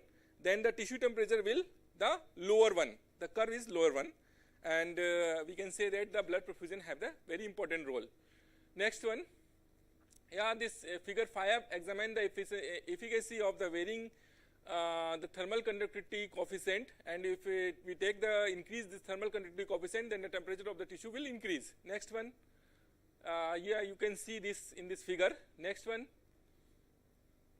This is the temperature variation in the presence of homogeneous surface heat flux epsilon is equal to 0. If we increase the flux, then obviously the tissue temperature will increase and it will go to the burning. Next one. You can see here that a line 44 degrees Celsius. The upper part of this line, the all tissue will dead, and the lower part the tissue will save. Okay, and that line is a boundary line. So we can see here, if we take the different type of heat flux, the burning is different. There is a different type of burning. In the first case, I think most of the dermis part will burn. In the last case, only we can say that the only epidermic part will burn, and the rest is safe. So different heat flux have a different burning. Next one. This shows the impact of blood perfusion rate on the distribution and temperature of living tissue. Next one. You can see that if we increase the blood perfusion, then the burning curve will below the 44 degrees Celsius. Means the burning of the tissue will decrease. Next one. This is also the gamma effect of gamma. Next one. This is the different interface temperature, ED, DS, SI, and IB interface. Next one. Temperature variation in the sinusoidal heat flux situation. That type of heat flux are mainly used in the thermal therapy. Next one. This is the heat flux. If we increase the heat flux, then burning will increase. Next one. Next one. This is the sinusoidal type of heating. Next one. Next. This is the case when the sinusoidal heat wave, and we will increase the gamma. Actually, we will discuss all the possibility of the parameters we will have. So that's why the all possibility This is the one of the possibility where gamma and the sinusoidal wave both are implying on the skin surface. Next one. Yeah, this is the sinusoidal wave structure. Basically, this is used therapy because sometimes the temperature will go and after time it is down and fear will go and down. In the therapy we will not constant heat. We will not giving the constant heat, and that is the sinusoidal wave. Next one. Yeah, this is the conclusion. The accuracy of the present numerical code of a nonlinear model is validated through an exact analytical solution in a particular situation. It is found that they are extremely close to each other. Second is the temperature of tissue rise when we increase the value of metabolic and gamma, but it reduces as the value of blood perfusion increase. The temperature of the tissue rises rapidly when we increase the value of the homogeneous and sinusoidal heat flux. Next one. That is the two most important point. One is we observed that we an alternative and continuously increasing heat supply due to the sinusoidal heat flux. Due to this, the probability of burn damage is less in the case of sinusoidal heat flux as compared to homogeneous heat flux. So sinusoidal heat flux is important because the burning is less, and so that's why we are using in the medical treatment. At interfaces, the temperature of tissue rises with time, and we observe that the tissue temperature at the ED interface rises quickly as compared to the other interfaces. So that's why in the burning, the upper layer is frequently burned. If you contact in a heat, the upper layer is definitely burned because it is very sensitive. ED interface rise quickly as compared to the other interface. Next one. Yeah, these are the references. Next one. You can take a picture of these references, and if you will go and if you are interested to collaborate with me for this same topic, you can contact me, and I have more problem on this topic, and I also have a project. So that's why I am interested if someone is working with me. Thank you. Thank you. Any question? One thing is left. Any question from your audience side? Any curiosity? आप कुछ भी पूछ सकते हैं. अगर जो होगा मैं आपको जवाब दूंगा.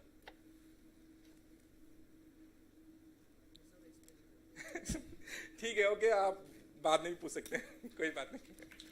Thank you, sir. Your presentation was quite informative. It would surely be helpful to all scholars in future.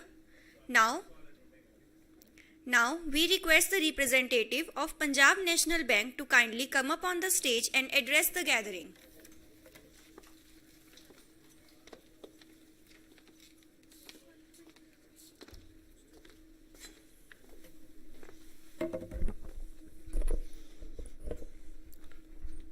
Good afternoon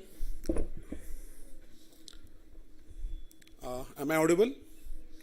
Good afternoon all. First of all, I express our sincere thanks to the management, Modi management, Dr. Beniwal sir, and all the representatives that who have come here for this special conference which has been organized in Lakshmangarh, particularly this very small town, but the Modi Institute have been reputed for since its inceptions, for its glorious past, the kind of innovations they have taken in the field of education, the kind of measures they have taken for women education, and all these things. So first of all, I feel myself privileged to be here in such an audience with great mathematicians whom we have heard that these mathematicians are found.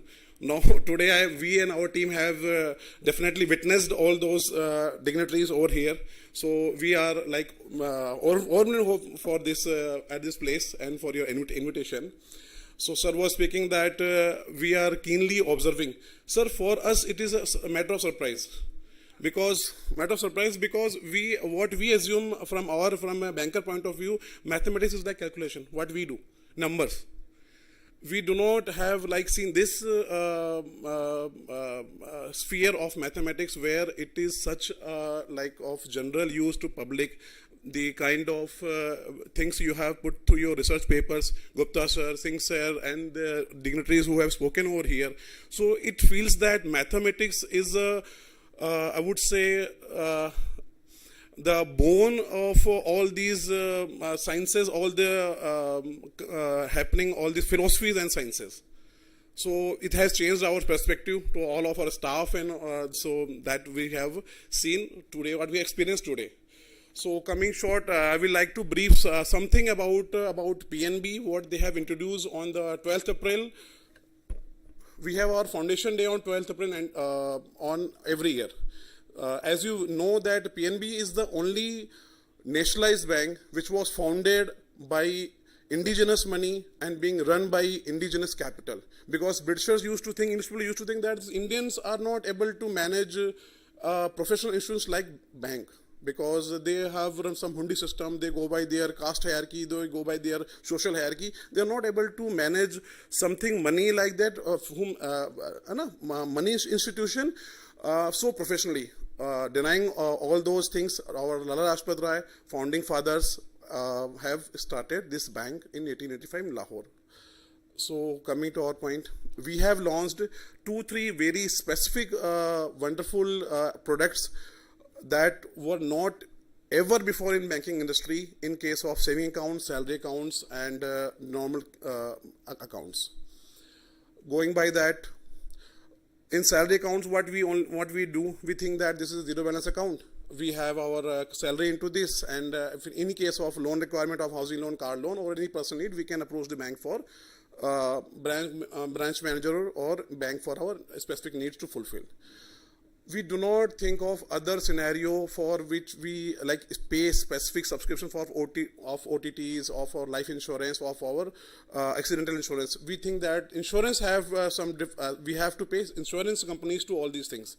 Now, PNB has visualized that in the current scenario, we need to innovate ourselves and we need to launch such type of products which are first, going by the theme of Dubai, it is the largest, what is first.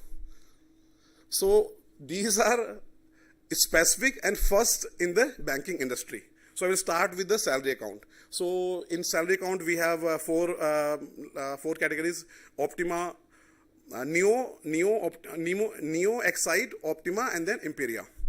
From to salary backup 10,000 to 25,000 for basic salary beginners. Then second is 25,000 to 75,000. Then third one is 75,000 to 1.5, and the above Imperia is 1.5 to and above and all. So with this to the current audience, I will be only speaking of 75K to 1.5 and 1.5 to K.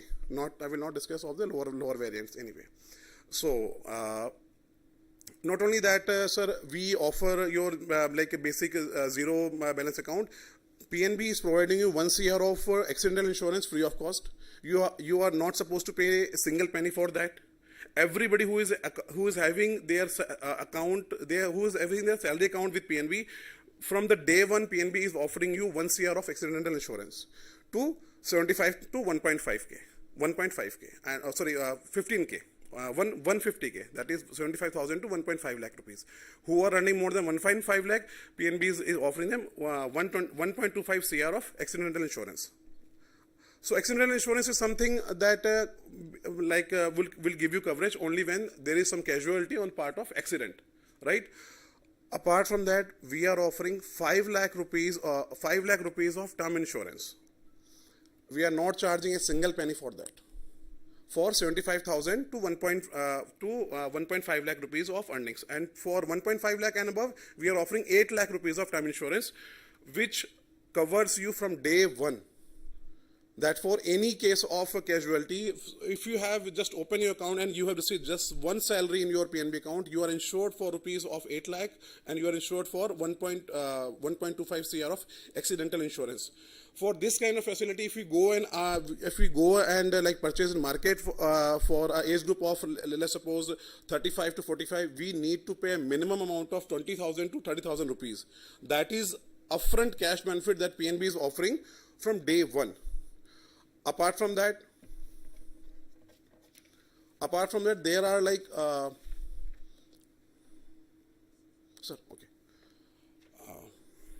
apart from that, we are offering you benefits for suppose a casualty happens. Bank offers you some amount, less suppose of any amount. It is giving you 1 CR or 1.25 CR. But there is a child who is studying. there is a daughter who is who is into her marriageable age, right? Keeping that all aspects, keeping all those scenarios in mind, bank have designed such an like curtail product that offers up to 10 lakh rupees of marriage money to the family. We also cover your education till the amount of 20 lakh rupees. So if their ward is also studying, so these are things which have been never, like banks have never thought on that pace, that yes, this is a family whom I have to protect. This is a family whose I would say whose welfare or whose financial stability should be on us. So PNB have taken that leap, who have entered into that horizon, keeping into holistic vision. We have not taken you have a single account holder or you as a single individual. We have taken you as a whole family. Why family? Because with this salary account, you can open 4 more accounts. Your spouse and your 2 children. They are also going to get the same benefit what we are offering with the primary account. What we are charging? So nothing. What PNB is demanding against, so what PNB is asking for all this, that have your salary with PNB. We are not, this is about the salary accounts. We are also offering a lot of bundles with our ATM cards. So these are, with the salary accounts, we will be offering different ATM cards to the all, with the salary variants, be it of Neo, Excel, Optima or Imperia. We are also covering child cover. I have told you a child coverage of 10 CR. We are also giving medical emergency or cash of 25,000 to 30,000. We are giving 60,000 rupees of hospital cash. So you can imagine that PNB is not giving you a salary account. PNB is not offering you account to keep your money in. We are taking care of all the well-being of the family as a whole. With PNB ATMs, you can go for unlimited transactions. With PNB ATMs, you can go for unlimited transactions, and with salary bracket of 7.75k to 1.5 lakh, you can go for 5 transactions with non-PNB ATMs. And for income bracket 1.5 lakh and above, you can go for unlimited transactions at any ATMs, be it PNB, be it other bank ATMs.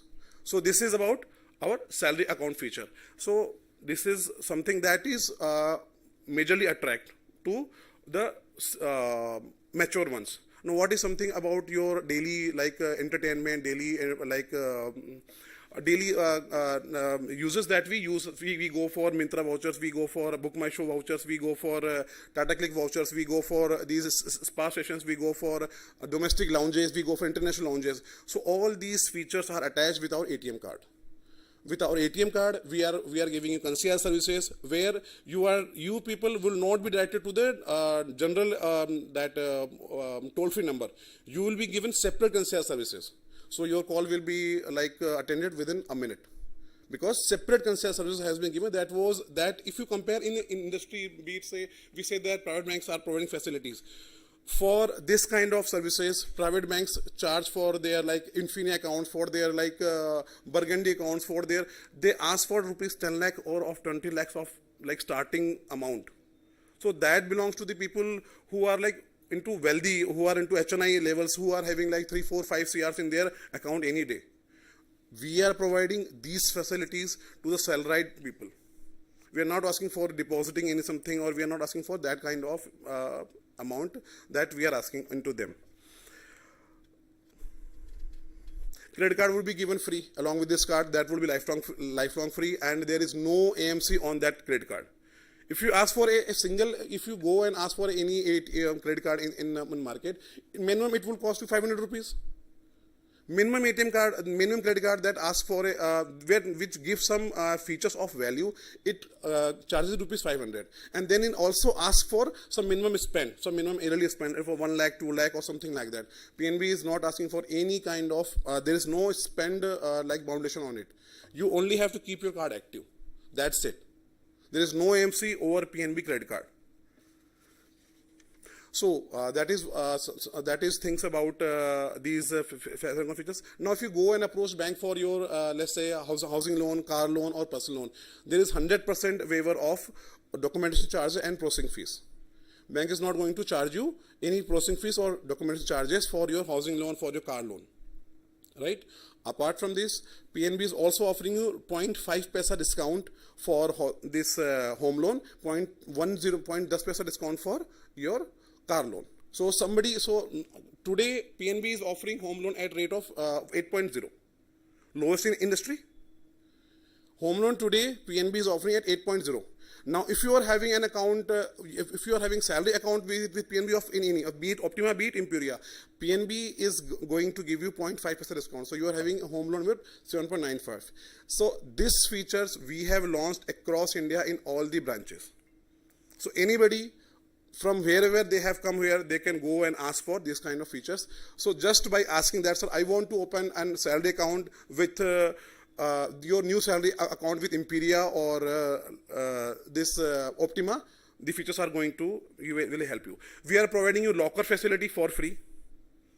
For accounts with Optima and this Imperia, their first year locker charge is free, and thereafter it is 50% discount and 75% discount. Bare minimum, if you ask for a locker discount, it is 2,500 rupees yearly. If bank is providing you 1 year favor, then we have like given you 2,500 rupees. We have given you 25 rupees. This is something for, I am not asking them that, sir, the vouchers of 6,000, 7,000 that we give with our ATM card. Myntra vouchers, we give you Book My Show voucher. So without any TNC, go and book and just redeem your voucher. I am not getting into those nitty-gritties. I am just giving you the broad points that what we are offering on this our salary account feature. So this is about salary account. Now I will come with the major chunk that holds this university are ladies, women. So for women, PNB has launched 3 particular accounts that are Pearl. They are Pearl, Emerald, and Solitaire. So we have money with our women, and we keep saving on in bank in the name of our ladies with any amount. We have amount deposited 10,000, 50,000, lakh, but apart from interest or apart from FD interest, do we fetch any features? Do we get any benefits out of those? Let's suppose we are having 5 lakh rupees, we are having 2 lakh rupees deposited in the name of our wife, our sister, or our mother. Do we have any extra benefits out of that? Does bank offer us any kind of like insurance facility? Does bank offer any something that feels us privileged having that account with our bank? Anybody? Sir, you guys having your account with other banks, might be with PNB. Does bank just offers you something that because you have opened an account on the name of your woman, on the name of your wife or your sister, you are having 5 lakh rupees in your wife's account. Does bank is offering anything you apart from the interest? Right? So keeping all those things, because we actually wanted to cover up those folks into our fold. We have introduced these different accounts for women, namely Pearl, Emerald, and Solitaire. Pearl, for opening Pearl, 10,000, then for 25,000, then it is 50,000 rupees. Now benefits, leave what you are getting on the point of your husband. You are having 1 CR of accidental insurance, you are having 1.25 CR of accidental insurance, you are having air accidental insurance of twice amount. If it is 1 CR for accidental, air accidental is 2 CR. If it is 1.25 for your pure accidental, air accidental is 2.5. For all these accounts that we have specially designed for ladies, that is Pearl, Emerald, and Solitaire, 10,000 is the start. We give you annual health checkup of medical health checkup that you can go and get with any of those channel partners. So that is annual health checkup is free. For accounts of Pearl, it is like a charger for one, so they have a total list of 24 health checkups. That is for free. We have especially introduced a cancer indemnity clause in these accounts. If any of the lady is diagnosed with any of cancer, we have specified 4 cancers into this: breast cancer, this ovarian cancer, this fallopian tube cancer. We have specified 4 accounts. If they are diagnosed with any of these, bank is going to pay you 2 lakh, 5 lakh, and 10 lakh rupees of amount for their treatment. No. So this is first I have told about salary. Second, I am telling about the account for these ladies, like the woman who is your mother, your sister, for any lady. These account button 2 lakh, 5 lakh, 10 lakh rupees, bank is going to pay you, and bank is not charging any single penny of premium for these facilities. Isn't it fascinating? Have you heard of any of these features, any of these facilities being provided by bank anywhere?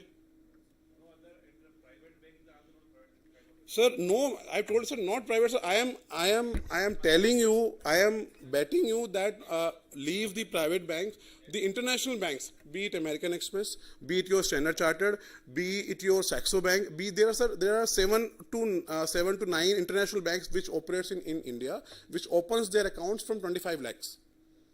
Right? Stancy is having Standard Chartered is having only one branch in Rajasthan, Jaipur C scheme. Stancy is having seven branches in Mumbai and 3 in Delhi. Those who start their account with 25 lakh rupees, they are not providing these kind of facilities. These are black and white facilities that we give you in return with this account. That's it. Yes, you ma'am, you are having this account, you are eligible for fetching all these benefits. What gives you like pleasure in your daily beings, that is bank is giving you book my show voucher of rupees 250 rupees. If you are go and book ticket, PNB is giving you 26% of your off on Cinepolis if you go and book for movie ticket over there, right? We also give you, sir, if I talk of voucher list now, it will enhance, it will take a lot of time. So summarily, I have told you that the amount of vouchers are like from 6,000 to 9,000 rupees, depending on your bracket range, whether you belong to Pearl, whether you belong to Emerald, or you belong to Solitaire. Right? I am just telling about the insurance benefit. I am just telling about so these accounts are also again having accidental insurance of 10 lakh, 15 lakh and 20 lakhs, and bank do not charge you any single penny on that. Bank, if you want, you can cover your spouse, you can cover your child for your education loan, for your coverage of your total accidental coverage. Let's suppose your total accidental coverage is 20 lakh rupees. Now you can ask for 5 lakh rupees of coverage for your husband. You can ask for 5 lakh rupees coverage of your children. You can ask for 5 lakh rupees coverage for your education loan. So bank is also providing all those facilities without charging any single penny of this. So I am not, so apart from these, what we fill the gaps by telling NEFT, RTGS, IMPs, I am not telling any of those, because those, if you are getting so much of benefits, so I am not telling those like simple benefits on that. So sir, I have told about 2 things: salary account, and this for ladies we have told about 3 particular accounts. Sir, these are definitely available on our website. Sir, thank you so many, sir, for your giving us time. And if you have any queries, you can reach us out. You can reach out the PNB branch manager at Lakshmangad, and you can reach us out. Thank you so very much, sir. Thank you, sir.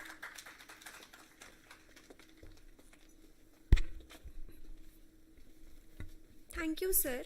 Let us now immerse ourselves into a more visual representation of research, the poster evaluation session. We request Dr. Vipin Kumar and Dr. Oh, it's already okay.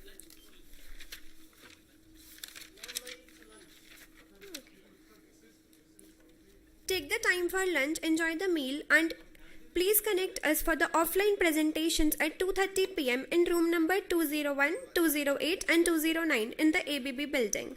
And parallel online sessions will be conducted in room number 130, 231 and 232 in ABB building. Thank you.